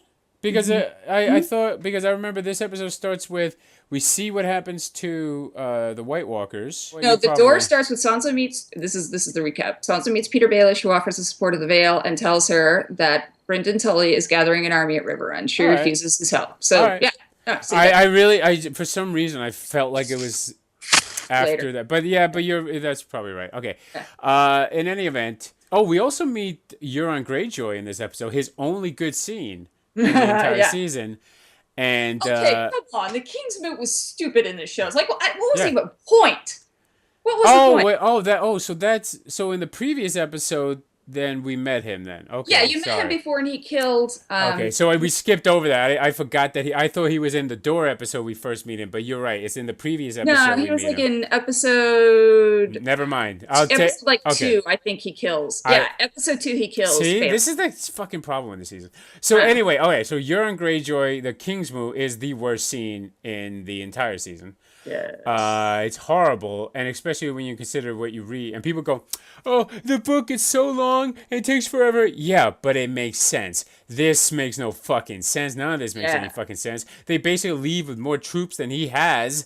Why didn't they just kill him? Like, none of this makes fucking sense. So please, it's just horrible. It's as bad as Dorne. It's literally as bad as Dorne. I agree. So yeah, that's not good. Oh man, this episode's gonna drop now because I thought it was the episode's all wrong where the Kingsman is happening. So we have that terrible shit, but then we meet Kinvara, who we've never seen again. Oh my god! Dany sends Jorah off to go. She says he has to go find a cure for his grayscale. That's a sweet scene. Yeah, I like that scene. And it's very touching and it's beautiful. And then we get the Hodor scene, which is, emotionally amazing. Yeah. I actually feel like from a action standpoint, I am not a fan of everything that goes on in there. I thought I had a lot of problems with that. It looks good, but it's so cheesy. Like, you could see this in any TV show. You could see this in Walking Dead at any time. Like, why don't you fucking use the grenades before summer dies? Like, right, and it's so cheesy. It's been done so many times, that fucking grenade, and also the most ridiculous element. And I saw the making of, and I hadn't even noticed it. In that, because there's so much happening. But then I watched the making of, and their fucking zombies are walking upside down on the ceiling. Oh, yeah, no, absolutely. They're crawling around like exorcists. So stupid. So bad. Oh, my God, guys. Come on. It's so dumb. You thought that was cool. Confrontation from the point that the White Walkers can start to come into the Three-Eyed Raven's den until... And it's just yada yada. Shuts the door. All of that stuff in between was terrible writing. Yeah. Just and the scene before it is great. Like when he's in the vision and he walks through the things and he's touched and you're like, oh great. And then all of a sudden it's like, oh by the way, we need to go on vacation in 2017. So this would have been 2 whole episodes of setting something up. But fuck it. So unjust towards Summer. Oh, and that's like, Summer. Don't get me started with his fucking. Yeah. Okay. So anyway, the Hodor element, the emotional element of the Hodor. I want to do to D&D what they do to the direwolves. Shh! Don't say that. You may end up working for them someday. 10 out of 10. You guys hire me. Hodor element, the emotional element of Hodor, 10 out of 10. By the way, the actor who played young Hodor did a really good job. He actually sells that entire scene more so than the Christian what's his name? Christian Nair or something like that. Yeah. He does a fine job, but it's not his performance that sells that. It's the younger actors. The young Hodor was amazing. Amazing how young actors these fuckers get on this show. Like, they've gotten every good actor available on the planet to be on this show, because none of them are in any other show because they all suck in other shows. Brings us to like halfway point, and this is what I want to say about the first 5 episodes. Yeah. To me, it's 50-50. There's no like middle ground really. It's like half of the episode amazing, fantastic, great. And the other half, I'm like, oh yeah. God. Anytime we go to Arya, you know what I mean? Yeah. It's 50-50. It's like there's some really, really great, amazing, emotional scenes. Hodor, like the Jon and Sansa reuniting and bonding for the first time. Fan service, but it's fun, yeah. Like there's great stuff that happens, but then there's just the other shit that just is like, and again, why? I just want to re-emphasize, none of this will happen in the books. None. Because George is not a cheesy little bitch. I'm like, how many, like, seriously, like, I really got tired of, I love Brienne so much. I think that Gwen is killing it. I think that she's fucking awesome. I love everything about Brienne. But it's like, oh, come on. She's just like going through the list of stars until finally. At times, she kind of feels like Captain Phasma a little bit in this show, where you're kind of like, really, guys, like she's such a great. But you know what though? But she does get a fantastic scene later with Jaime. We'll talk about that when we get to it, which is fucking amazing. So, Blood of My Blood, episode 6. So, God, this is where we meet Benjen. Benjen, okay. Benjen Coldhands, who, and I just want to say again, for non-book readers or even book readers, Coldhands is not Benjen. Okay? No, he's not. He's not Benjen. George R. R. Martin is not J.J. Abrams. He doesn't tell you something and then go like, oh, I just said it to trick you.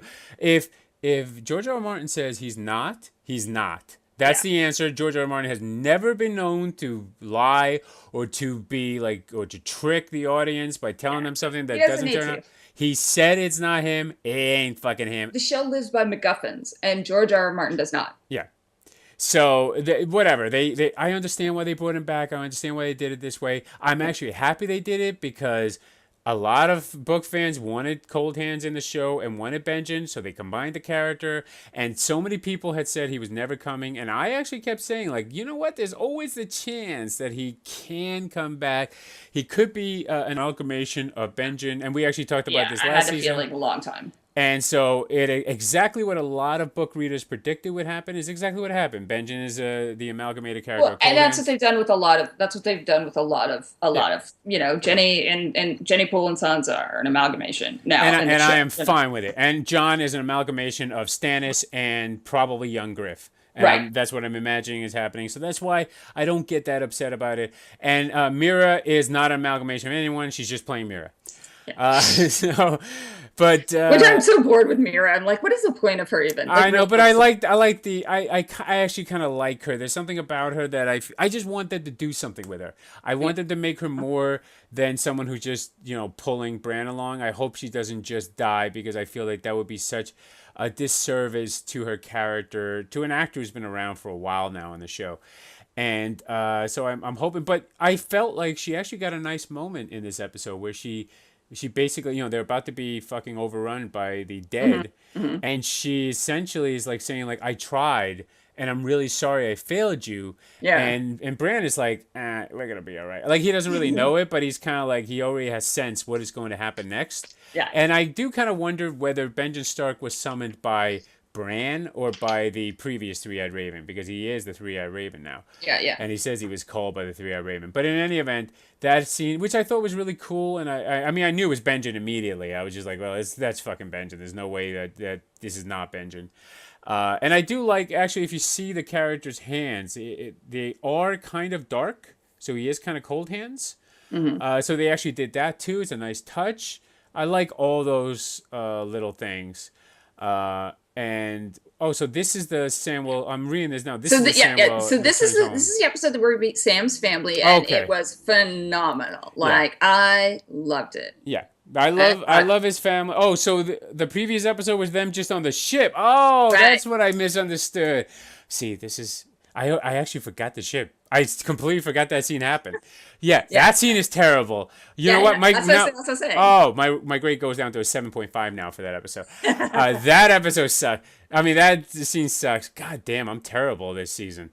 I have trouble keeping track of it. Well, you know what it also is? I didn't rewatch a lot of these episodes. Yeah, all the other seasons, I rewatched them over and over. I didn't do it this season except for several episodes. There was a couple. I rewatched The Battle of Bastards. I kind of rewatched a little bit of Winds of Winter last night. Yeah. Oathbreaker, I rewatched. Yeah, but as a whole, Oathbreaker. I didn't rewatch most of that. I watched The Door 15 times because, and I'm just gonna admit it, I don't care. I pay for HBO.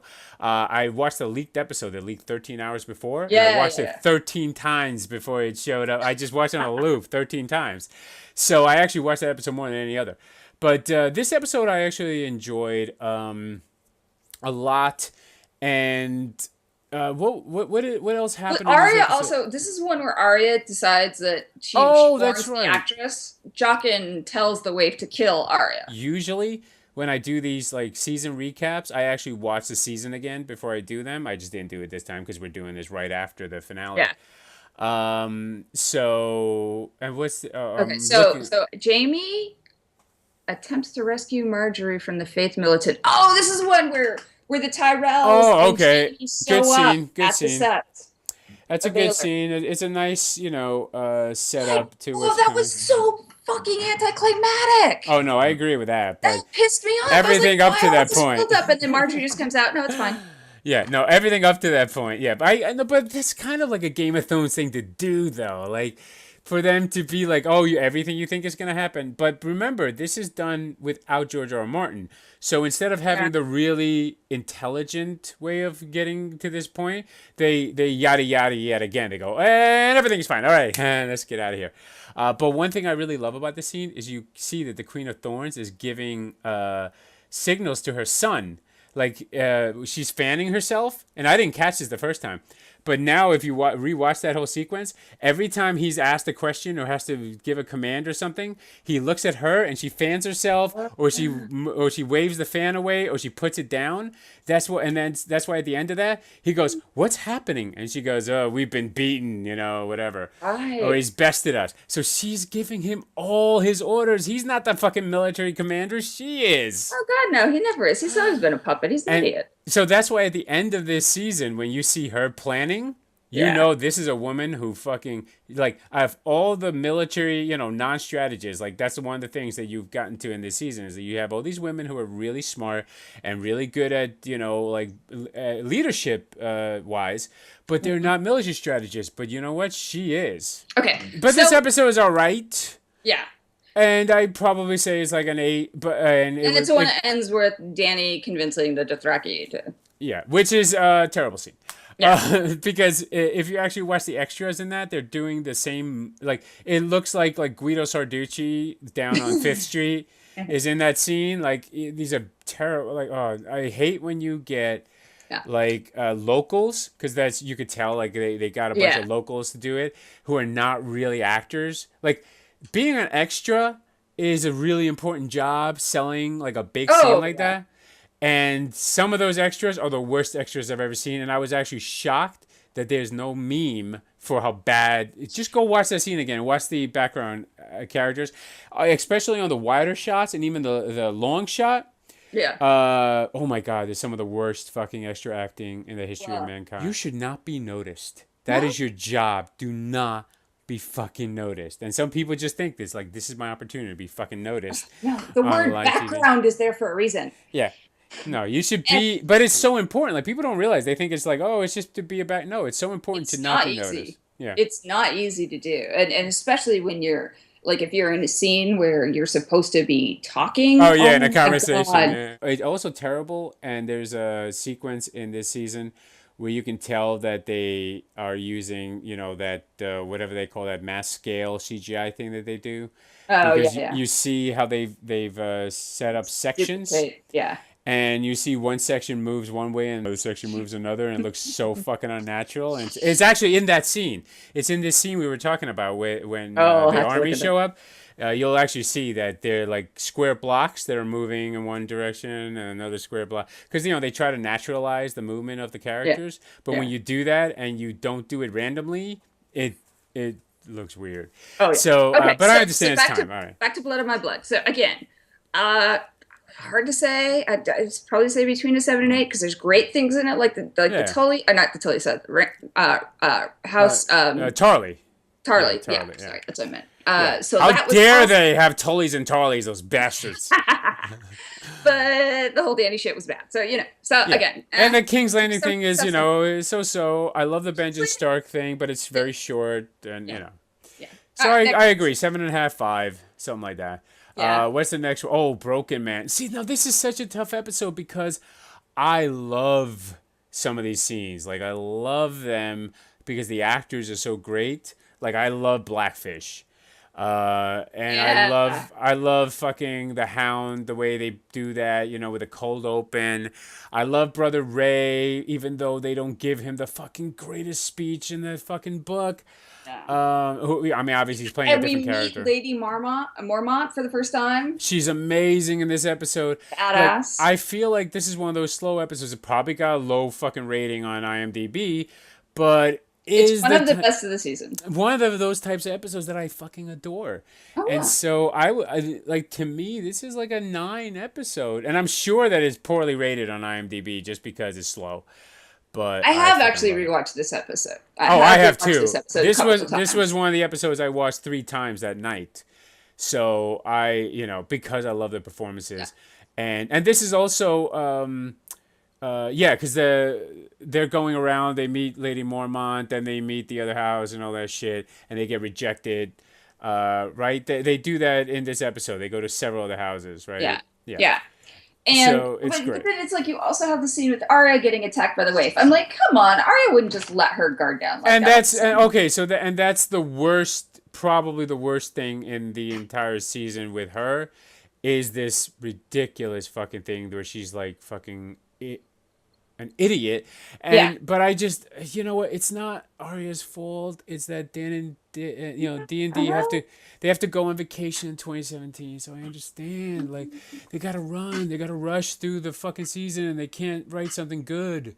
But it was terrible. It was terrible. Part. So that part of the episode was terrible. 8.5 then. I give it an 8, even though it's one of the better episodes. Yeah. It ends so stupidly. I'll agree. I'll give it an 8.5. Yeah, and then the worst episode of the season in my estimation, No One, is so stupid. It's just Terminator fucking, whatever. Other than Brienne, oh god, the Terminator scenes. Don't even get me started about that. But here's the thing. The worst part about this is it has the best Brienne scene I think ever. It's so good, and that whole sequence is so. And in fact, it has the best fucking scene with Bronn and fucking Podrick. It's so beautiful, and like, oh god, there's so much good happening in this episode, and even the Brotherhood without banners thing. But it's brought down by this fucking horrible fucking Arya thing, and it's made so important. It's like the final 10 minutes of the episode. It's like half of it is great, half of it's terrible. So this is why I say, like, maybe I'm happy that I've kind of like mixed some episodes together, because I forget how terrible some of this stuff is. But I actually really love the Edmund Tully scene too, which I thought was some of Tobias's best acting. Like, I've seen him on what's that other show he's on? Outlander. He's on that show. I don't watch Outlander. And I can't stand him on that show. Like, I just feel like he's just playing like this shitty villain, and then he's playing like this fucking meek. Isn't this where Tyrion wants to play the drinking game? I can't remember, but I actually don't mind the drinking game. It's just that it's just like, why did you take time out for this when it doesn't lead to anything? So I agree in that sense, it's not that great, but I love, there's so many great scenes in here that it's kind of like, and is this the scene where, no, that's, that is this episode. This is the scene where Cersei learns that she can't use the mountain. So this is where Tommen says that trial by combat is gone. And this is the episode that should have led to that whole fucking thing, but doesn't, so that's why it ends up in the finale. Right. But I will say, if not for the Arya stuff, I would probably love this episode. But the Arya stuff was like, especially when you end on such a shitty fucking note, and it's so dumb, and it's like, the fact that people were like cheering it online, like, oh, that's so amazing. I was just like, this is some of the worst fucking writing the show has ever done. And the waif is fucking chasing her like a fucking Terminator. It's like straight out of Terminator. Oh.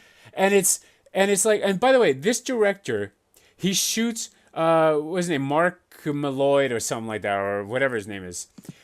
Mark Millar, is that his name? I feel like because he's actually a good director. He's really good with actors. Every action scene he has ever shot is terrible. It is like straight out of fucking like second year film school director shooting an action scene, like shooting a YouTube action scene. That's what this was. Well, it's because like his background is Entourage and shit like that. Yeah. Like, but he's really good with actors. Like everything he's ever done, he's really good with actors. But the action, like, please D&D. If you bring him back, please don't give him any action to do. He's terrible at it. Okay, just please for me, like, give every single action episode, even if he has to shoot 10, to Miguel Sapochnik. All right? Yeah. Give him all of them because he's a fucking genius. Do not give fucking Mark Millar any fucking action scenes. So whatever, this episode would be a great episode if not for fucking that horrible fucking thing. Exactly. That destroys me on the insides. We've already talked about Battle of the Bastards in great extent. We already talked about, it's a beautifully shot episode. It's maybe the best war action sequence. I did love the whole confrontation that Danny had with the slave masters of Yunkai and them. Yeah, but it's also super cheesy. But I will tell you what, it is. But there's something that he does in not just this episode, but he does it in all his battle episodes. So far, well, he's only directed 3 so far of Game of Thrones, and he did Hardhome, he did Battle of the Bastards, and he did The Winds of Winter. And for many years, my brother would tell you this. What I've always said is, I don't understand why more directors don't do something that is a horror element where you see the monster coming out of focus before it gets there. So the audience knows the monster's coming if it's paying attention.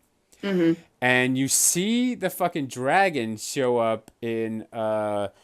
Mm-hmm. You actually see him take off before the characters notice him. I know it's a tiny little thing, but it's such an effective moment because the audience knows, oh shit, the dragon is coming. And he's just such a talented director. He has such a great eye for action. I love it. There's one scene as a director that I just was like, oh, come the fuck on. Are you kidding me? Which one? And that is the scene where after Rickon is killed, Jon is standing there and Jon takes off his scabbard and throws it to the ground and is holding his sword and Ramsay's forces are attacking and you hear nothing and then all of a sudden, boom, there's his army right behind him. Oh, yeah. But here's the thing. The sound design on that, the directing on that, I was just like, oh, fuck, that's so cheesy. It's just so cheesy. I completely disagree with you. I actually think that it's fucking genius. I actually think they held the shot too long. Way too long. Like Jon would have heard the horses and everything. No, not necessarily. I think that if you've ever played sports or something, like I played football in high school, and you completely, like in the moment that you're in battle, you completely lose awareness of all sound around you. And I actually played in a stadium with fucking shitloads of people in it, and in the moment where you're in the fight, you don't hear anything but you hear nothing else but what you're focusing on. So I actually think that is accurate, but I did feel like they held, and I felt it the first time I watched it. I feel it more so every time I watch the episode. That shot is held on too long. Yeah, and I think that they held it for him to react. Maybe it would have worked if it was shorter, but I just like. And also, it's complete. Just drove me crazy. And also, people. One of the things that bothers me about this episode is people always blame Jon for, they say Jon is stupid because he rode out there after he was warned by his sister. What else is he supposed to do? Like, it's his brother. Like, what is he not supposed to? Like, what would be the fucking after-action report from the troops who survived that battle with him? Jon let his brother die. It made total sense. It made total sense that he went after Rickon. It made total sense. She didn't say to him, like, hey, he's going to do this thing. She said he's going to do something. I don't know what he's going to do. What else? If he doesn't fight for his brother, if he doesn't she also told him, she's like, he's going to kill Rickon. He will not live Doesn't matter. I don't care. That's my brother. No. I'm saying she's already told him that. So, I'm not arguing with you. No, I'm not arguing with you. I'm saying I'm arguing with them. I'm saying to them, like, so what? There's no fucking logic in watching your brother die, you fucknuts. So he has to go do that. Totally go against everything that they have built up, both show and book, for Jon Snow to ignore it. Of course, Jon has to do it. And Yeah. in fact, he gets killed in the books because of this fucking thing. Because he does the exact thing he knows he shouldn't do because he's leading with his heart. Yeah. And because he thinks he's going to fucking save Arya. He believes that, and he gets killed for it. So this is exactly within his character. It doesn't make him stupid. It makes him a Stark. And it makes him a Targaryen. And then here's the other thing. People blame him for his army getting fucking smashed to pieces because they followed him. That's Davos' fault. Yeah. Davos told them, it's a great line, it's a great moment, it's a perfect edit when he says, follow your commander. But no, Davos, let him die and fight, and then, it's a completely different battle. But again, that's also Davos. Exactly. So that's his character. He couldn't do it. Everyone behaved as they should have, except for the fucking people on Ramsay's side who would never have never would have attacked Jon. So that's the other thing. But here's the one thing I will say, and this is a controversial. Like everybody disagreed with me last night. They were like, "Boo!" All right, let's see. I am so sad that Ramsay is gone because Iwan is fucking killing it. He is an amazing actor, and I think he has been one of the strongest characters in the show. I disagree. I'm with everyone else, but I will say this. No, I love him as an actor. I'm actually kind of glad he's gone because I feel like he was made into too much of a kind of one-dimensional, at some point, villain, which is not really what Game of Thrones is about. And he's in the same way in the books. I'm not... But he's not a point of view character in the book, so you barely get anything out of him. But I think that I would like to see him in something else. Oh, he's great. Because he's so, if you ever seen him in interviews, he's the sweetest fucking, happiest person on the planet. Did you not watch Misfits? No, I did, but I left it after season 2 because season 3 was fucking horrible.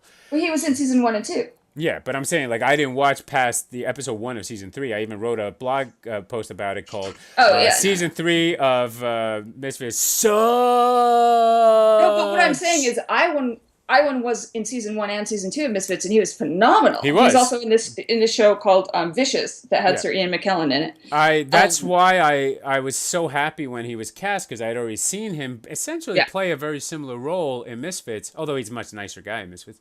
Yeah. But he's a complicated character. Mm-hmm. And so I really loved him. And so he came on the show, and I was really happy with his performance. And he essentially is, to me, Ramsay. Ramsay actually is a darker character in the books, far worse character. He's actually way sweet on the show. He's a really nice guy on the show. He made me like Ramsay in a certain way exactly, that I that's what never I'm saying. did in the book. In the books, he's a horrible, and he does so much worse. All the things he does, he's such a terrible person. And I actually felt sometimes maybe Ramsay loves someone on the show, or at least he loves her as property that he was gonna miss. Ramsay in the only thing Ramsay in the books wants is he just wants his property back. He doesn't. He has no attachment to it otherwise. He just doesn't want someone else to have his things.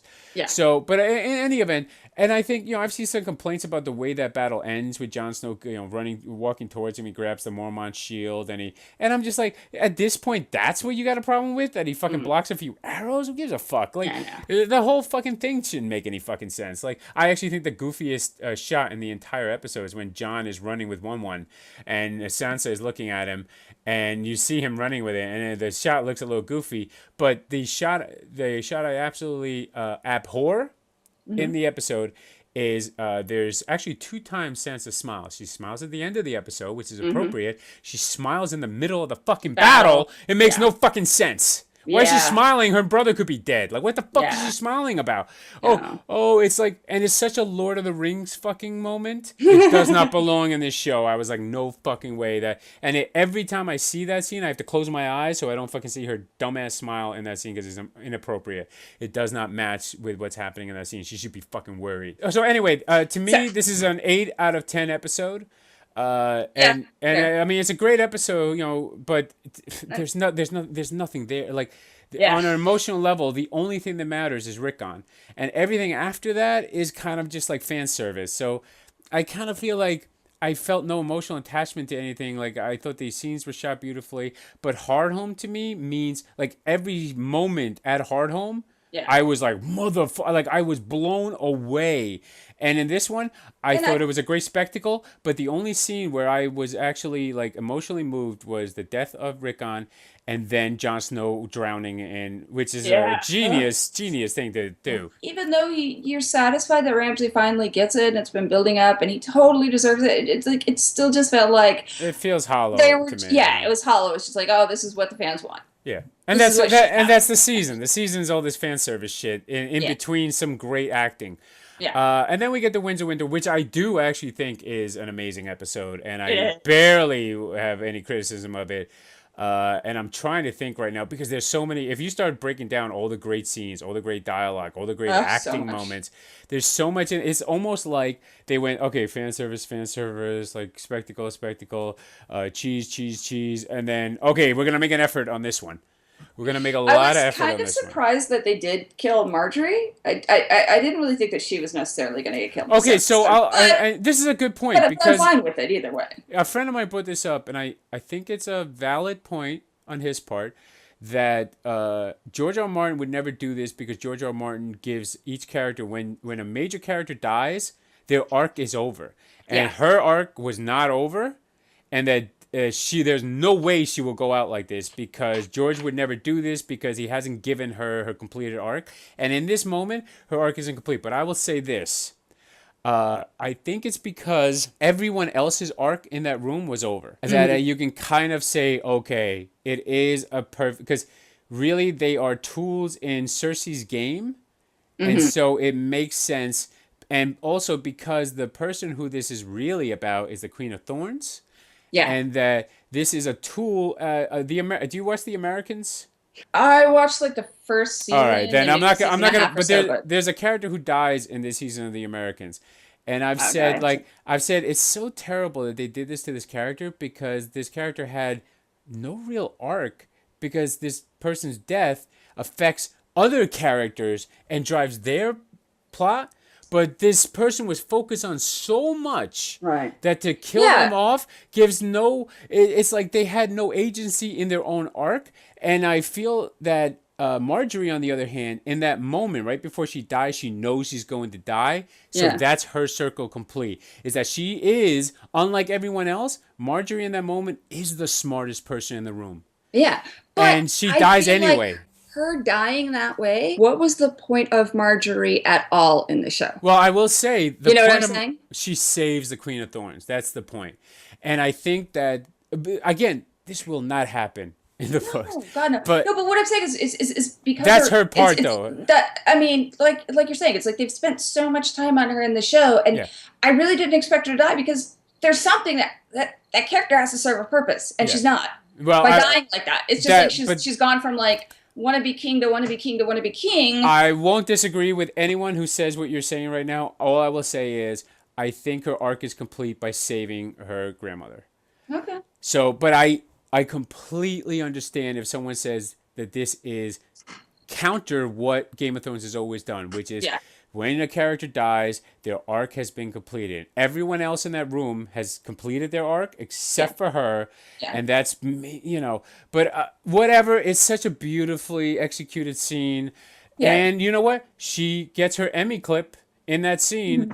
I mean, that is a beautiful moment for the actors. So, whatever. She wanted to leave the series. She asked to be let out of the series. She actually asked to be let, even the previous season she asked to be let out.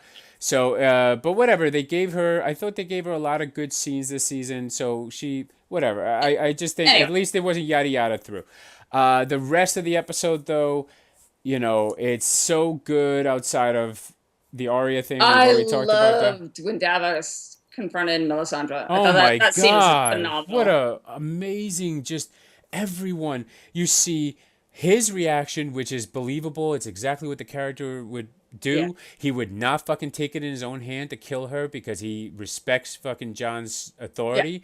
Yeah. Yeah. Jon reacts in a way that says, like, this is a person who brought me back, who saved me. I'm only here because of her. But I also can't not punish her. Like, that's not the right thing to do.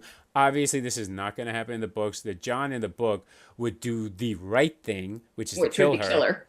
And I think he will. But they can't do it in the show because she's an amalgamation probably of another character, two other characters, whatever. Yeah. But and then she has. This is actually my favorite part of the scene, is that she feels guilty. But she tries, like any normal human being, she tries to explain it away. And she literally lies. Because she says, well, her mother too. But her mother tried to stop it. Yeah. And she leaves that part out. This is a very George R. R. Martin moment. Yeah. Because that's how he writes these books. He writes it where we as the audience know something, but the character doesn't reveal it because that's what people do. They protect themselves. They don't want, no one wants to be the bad guy. And even she tells him, I'm prepared to die. But even though she's prepared to die, she lies. Or she tells a version of the truth, which is exactly what these books are about. And so I actually thought this was... She says she's prepared to die, but she's not really. And she shows that by lying. So it's so beautiful in that sense because it's one of the most George R. R. Martin moments in this season. Yeah. Even though, again, Jon would kill her. He would not even hesitate. He would do it. And I think that's what will happen in the books. But it's still... beautiful scene, and the fact that it plays out and you can see how guilty she feels when he throws her that. I'm just such great actors in that moment, man. Just everyone is fucking top of their game. And yeah, so that's such a great scene. And so we finally get confirmation that R plus L equals J. Well, it's not a confirmation that R, but it is. Yes, it is. No, it's a confirmation because if you look at the subtitles on it, what she actually says is she says that Robert will kill him if he finds out who he is. No. I'm not disagreeing with you. I'm saying for some fans, it is not, because she doesn't say, we know it's Lyanna. Some morons think Robert is his father, which makes no sense, because if Robert was his father, the greatest protection he would receive would be from Robert, because Robert loved Lyanna if he had a child with her. So there's no way that that's happening. No. So there's only one person who could be his father, and that is Rhaegar. Yeah. But what's the most important thing about that sequence, and only a few fans have noticed it, and there's no massive fucking thread anywhere about it, and it amazes me, is she says Jon's actual name, and it's not Jon, and it starts with an A, and a lot of people think she says either Aemon or Aegon. Rhaegar has his number one guy is protecting fucking his child because he believes his child is the prince that was promised. And I think that's why they left that for next season. One, maybe they are trying to like fucking unburn a bridge with George, and they want George to fucking have that moment himself when he reveals it. But I think the other thing is there's been some casting news that suggests that we may get the attorney at Harrenhal next season. And that means we get the background story of Rhaegar. So if they want to tell the story of Rhaegar, then they have to first set this up and then show you Rhaegar. If that's the case, they got some good actors. I mean, I really like that Ned guy. I know a lot of people were making fun of him for looking like Neil Patrick Harris in that first episode, but I lost that entirely in this episode. He was so good. The actor who played Lyanna was really good. Mm-hmm. I just think it was such a beautiful scene. And it was the only time that I actually like felt myself kind of tearing up a little bit, because I knew how important this moment, and for a book reader to actually see this sequence and to see it play out pretty well. Leads to, there were handmaidens there that witnessed this, and we don't know what happened to them. And, so there's they are there. People and in the book stand up and say he is Targaryen. Yeah, and in the book that also exists. And did you notice something? The Sword of the Morning has a sword, and it is named Dawn. And Ned is holding it, and he puts it up against the bed, and the camera literally focuses on the sword for a second. Why? Because the prince that was promised is to be born under the whatever it is, the bleeding sun or whatever, and there's actually a sun on the sword. And salt, blood, sun, got it. Salt, tears. Mm-hmm. So they're setting up that Jon is Azor Ahai. Yeah. And maybe he's even named. Maybe they even named him that. Or his name is Aegon or Aemon. That was actually something that I had posited, that his name was Aemon, and that he would actually take the black eventually, and give the kingdom to Dany, just like Aemon did to his brother. Right. And I thought, and then he would become like the blind maester or something down the line or something. So that could still happen, but that's more of a book theory of mine than a show theory, because they're not gonna do that on the show. But I just think that's interesting. And maybe they are simplifying it. Maybe in the books that's not his name, but maybe in the show they are simplifying it so his name is the prince that was promised, essentially. So this led to a whole discussion last night where are we actually going to get anyone riding dragons other than Dany? Yes, and I believe that's the setup. I think they are. I think they will, but everyone else thinks no. No, there's no way that they're not going to use that because I think that Jon and Tyrion are going to ride the other dragons. I don't know about Tyrion. I have always doubted the Tyrion aspect of it. I think Tyrion would maybe be more of a dragon wrangler or something like that. But here's the thing. I think, I don't know how the books will handle it, but I think at some point we will see the dragons arrive at a battle that Jon Snow is at. And that one of the dragons, because we know that the dragons imprint on Targaryens, and one of the dragons will all of a sudden stop listening to Dany, and she'll be like, "What the fuck is going on here?" And it will land, and Jon will sense something because I mean, in the show he isn't a warg, but he is. Yes. And he will sense something and put his sword away, and people will be like, "What are you doing?" And Dany would be like, "What the fuck are you doing, dragon?" Whichever one it is. And then he will actually like just sense something, and the dragon will lower its head, and Jon will get on it and ride it. I could see them doing that just because it's fan service. I don't think that's how it will play in the books, but yeah. See, no, I don't think that's how it's going to play in the books at all. And I don't think that Tyrion is a Targaryen in the books, but I see the show doing that. I see the show having Tyrion being the third rider because they're paring it all down. So I think in the books it could be young Griff. It could be Aegon. Like. They could end up doing that, and then they are actually like the Blackfires, because we do know from the history of the Blackfires that the Blackfires had, they have Targaryen blood, and there was somebody who didn't have Targaryen blood who was a dragon rider, who just fed the dragon until the dragon would listen to her. Right. So there is that in the history of. Now it's not ever mentioned in the show, but. It doesn't mean they can't use that element. Right. So, and there's some suspicions that Euron will become a dragon rider. That Euron will use that story in the books again. I don't know how they're going to do in the show, but because there's a whole thing where there's they brought bacon or something to the Battle of Fire or something like that to entice the dragons and shit. There's all this shit going on in the books, guys. You should read them. It's crazy shit, man. You should. You need to. I need to reread them. I just haven't had time. Yeah. And then of course we get the King of the North thing, which is great because first of all, that little kid, so fucking she's amazing. Killing it. Killing the game. Amazing. And every scene is genuine. Every line she delivers is genuine. Like I feel there's even a brief moment where there's a kid her age would maybe be unsure because she's facing down these fucking major players who she has respect for, but she dresses them down, and then right at the end when she declares Jon King of the North, she almost has a hiccup in her delivery where she's almost like a real person would, oh my god, I got through that whole fucking speech. Yeah. And it's so genuine. Then she sits down and it's amazing. She's the Haley Joel Osment of child actors in 2016. She's so amazing. And then the reactions by everyone in the room, even though they bastardize their actual characters from the books, it all comes fucking full circle, and they're all now with Jon, and it's really well done. And even Sansa, is all on board with it. She's like, you know what, I knew it. You should be the fucking King of the North. I shouldn't be Queen of the North. And then she sees fucking that Littlefinger is not happy about this, and she realizes, I got to start playing this game because he's gonna fucking backstab my brother. He's gonna kill him. He's gonna kill Jon. Yep. So all that is great, and the fucking fan servicey ending. Fan service of Arya killing. Yeah. Oh, I'm sorry, we forgot Old Town. See, so it's so funny because when he's eating that pie, I was literally going, "The Rat King," and everyone's like, "What?" Oh, the Rat King. Yeah. And she's like, "They're here, my lord," and everyone's like, "Huh?" I'm like, "They're in the fucking pie." What's really interesting about that scene with because we can also talk about the Jaime Lannister scene with Bronn. I knew that was Arya the second I saw her, because I had already known that she was going to be in the episode.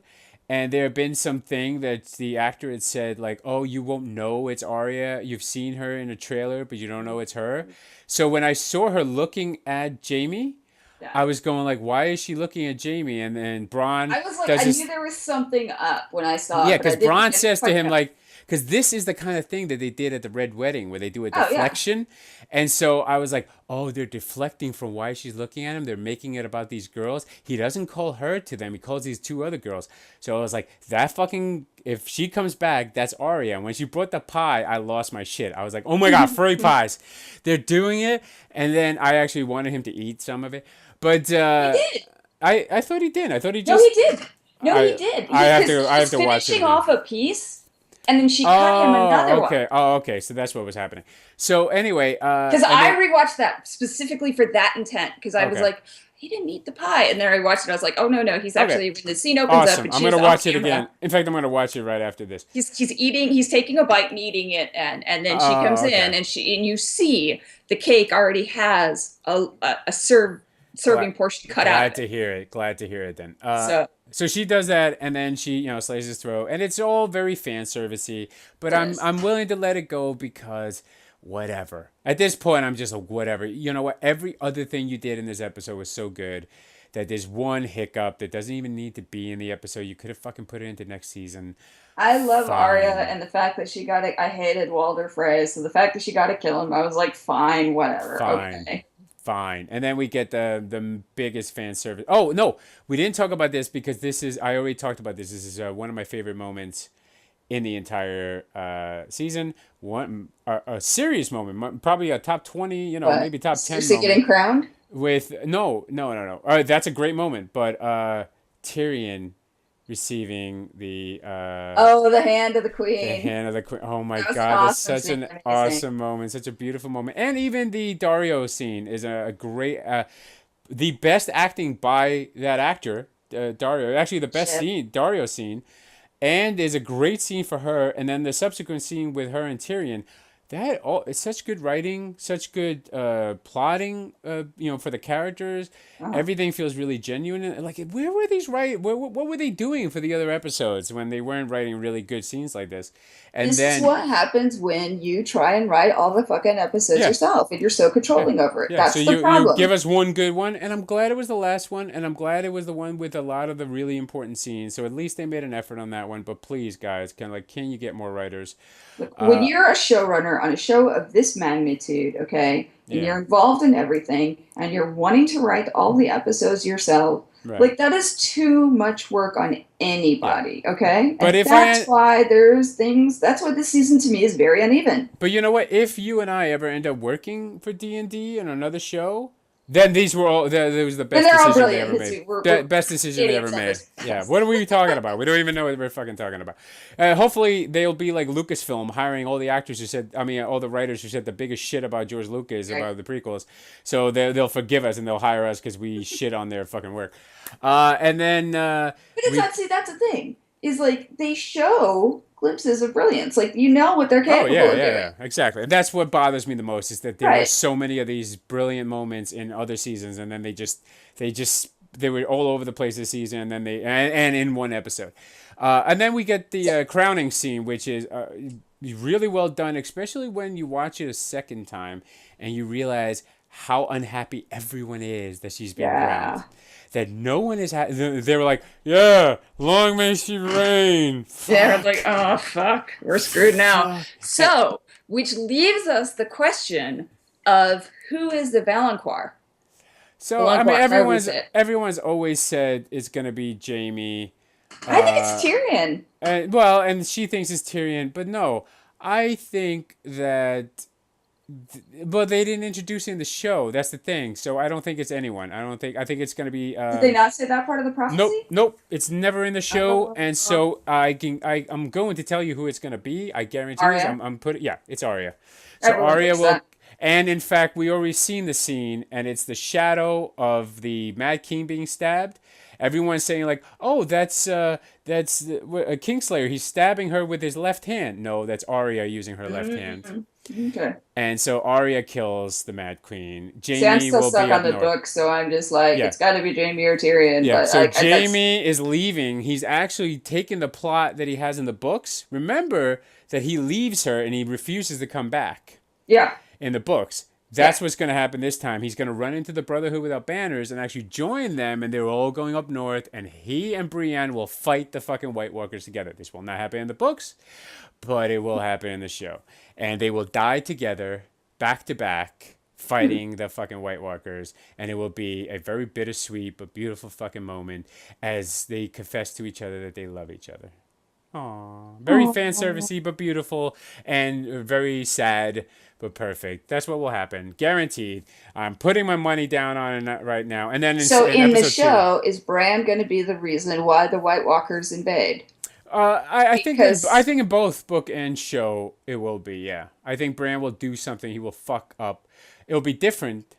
But Bran the question is, since the Night King already touched him and broke the spell, and they were able to go into the Three-Eyed Raven's cave, if he crosses the wall, does that mean that they can still go into there or not? I think that... No, I don't think so. I don't think that's what will break the magic. I think something else will happen. I think Bran will do something that will cause... Because... I mean, if you ever have, like, previously on, and you see, the touch... then yes. But otherwise, I just think like that is too easy. Yeah. It's too fucking wildfire. And in fact, that's also why I said that she wouldn't accidentally blow up King's Landing like everyone else was saying. I said that's just too easy. I didn't think she was going to blow up King's Landing. But a lot of people were saying it. They were saying like, oh, she's going to blow up all of King's Landing, and that's okay. No, I just thought she was going to blow up the Sept, and Tommen was going to be in the Sept. And I said, no, she won't, because that's not her character. She won't let her son leave, and then and I actually predicted he would jump. And that's exactly what happened I'll send you a link where I predicted exactly that. I believe you. And it's like, the reason I see it happening is because the one thing D&D don't do with like Cersei is they don't break her character like they waste with some other characters.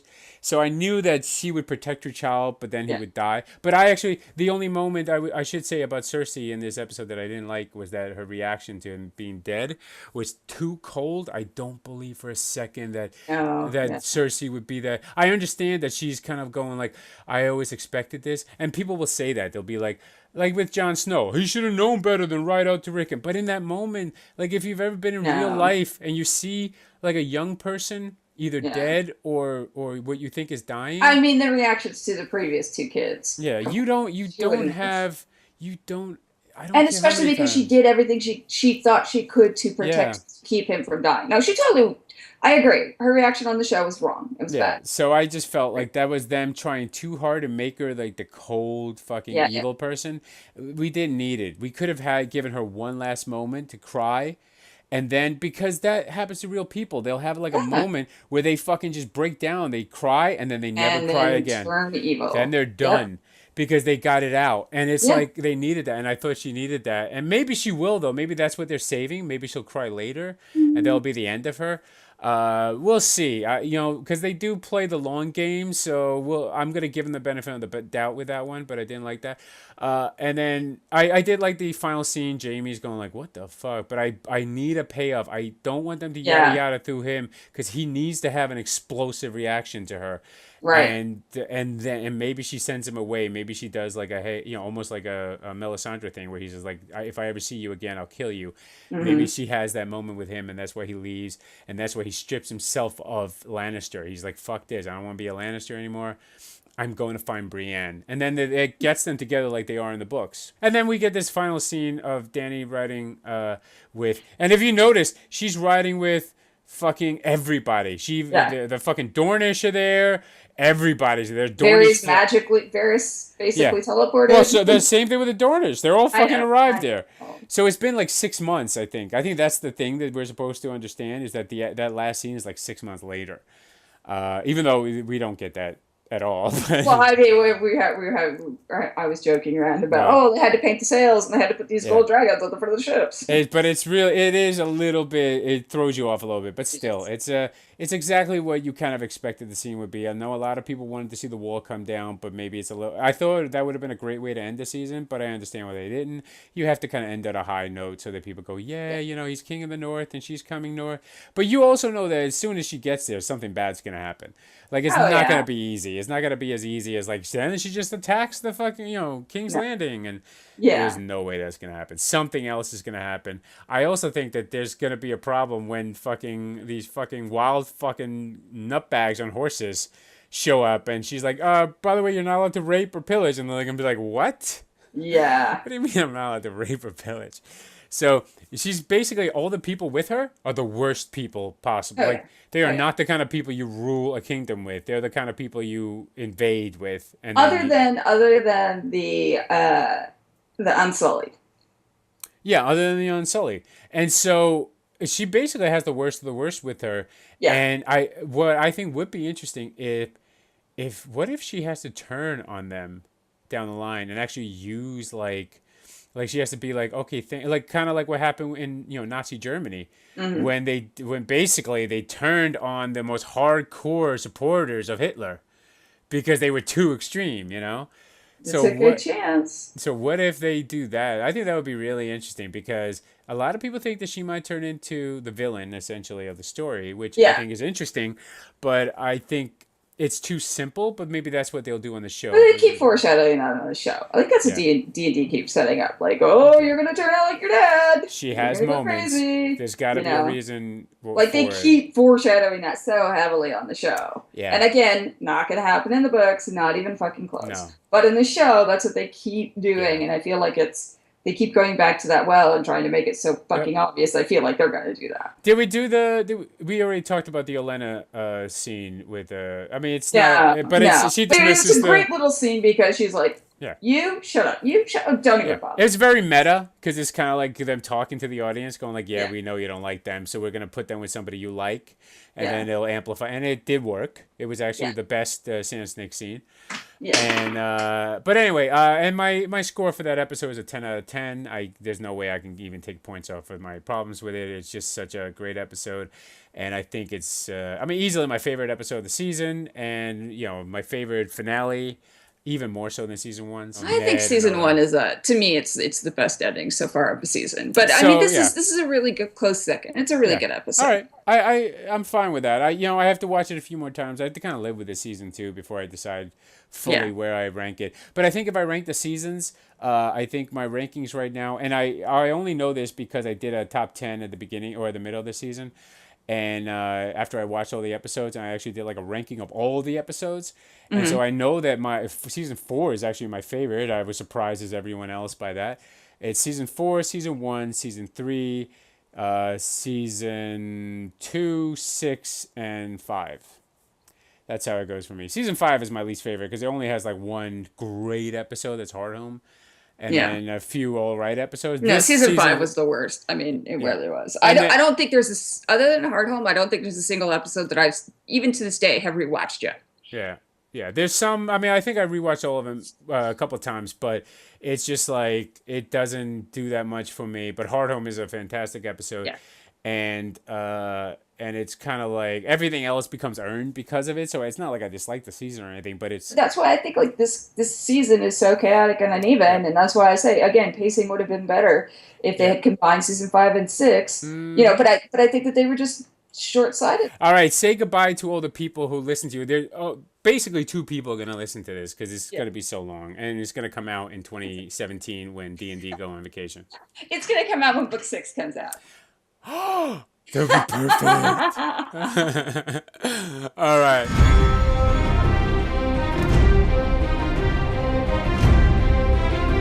All I hear is this horrible like sound of somebody like banging strings on a wooden thing. It's terrible. Sorry, it's like the fucking worst thing ever. Sorry, I apologize. It's too late to apologize. Guy's dorm room in the dark, and he comes in, flips the light on, and she starts singing that because he fucked with her and she totally annihilated him. I like that. All right, why am I still holding this fucking guitar? All right, let me put that away. All right, let's do this, motherfucker. I mean, not you, motherfucker. Let's do this, motherfucker. Let's do it. Let's fucking do it. All right, here we go. 3, 2, 1. Oh, hold on. Let me just make sure I'm recording. Yeah, okay. And her scene last night. Hey, is everything all right? Oh, no. Do you want me to call 911? Yeah, apparently. Killer! Chill, buddy. Oh shit. LAPD, I need what's your address? It's okay. I'm still alive. No one's dead. Jesus Christ. Skateboard fell over. I think that's like the opening of the podcast. Is that I was reenacting Game of Thrones in my apartment right now. Hold on. I'm gonna stop this. By the way, I will start over because I had something in my mouth and I just realized this mic picks up everything. I had to fucking take it out of my mouth. So start over. So Nymeria.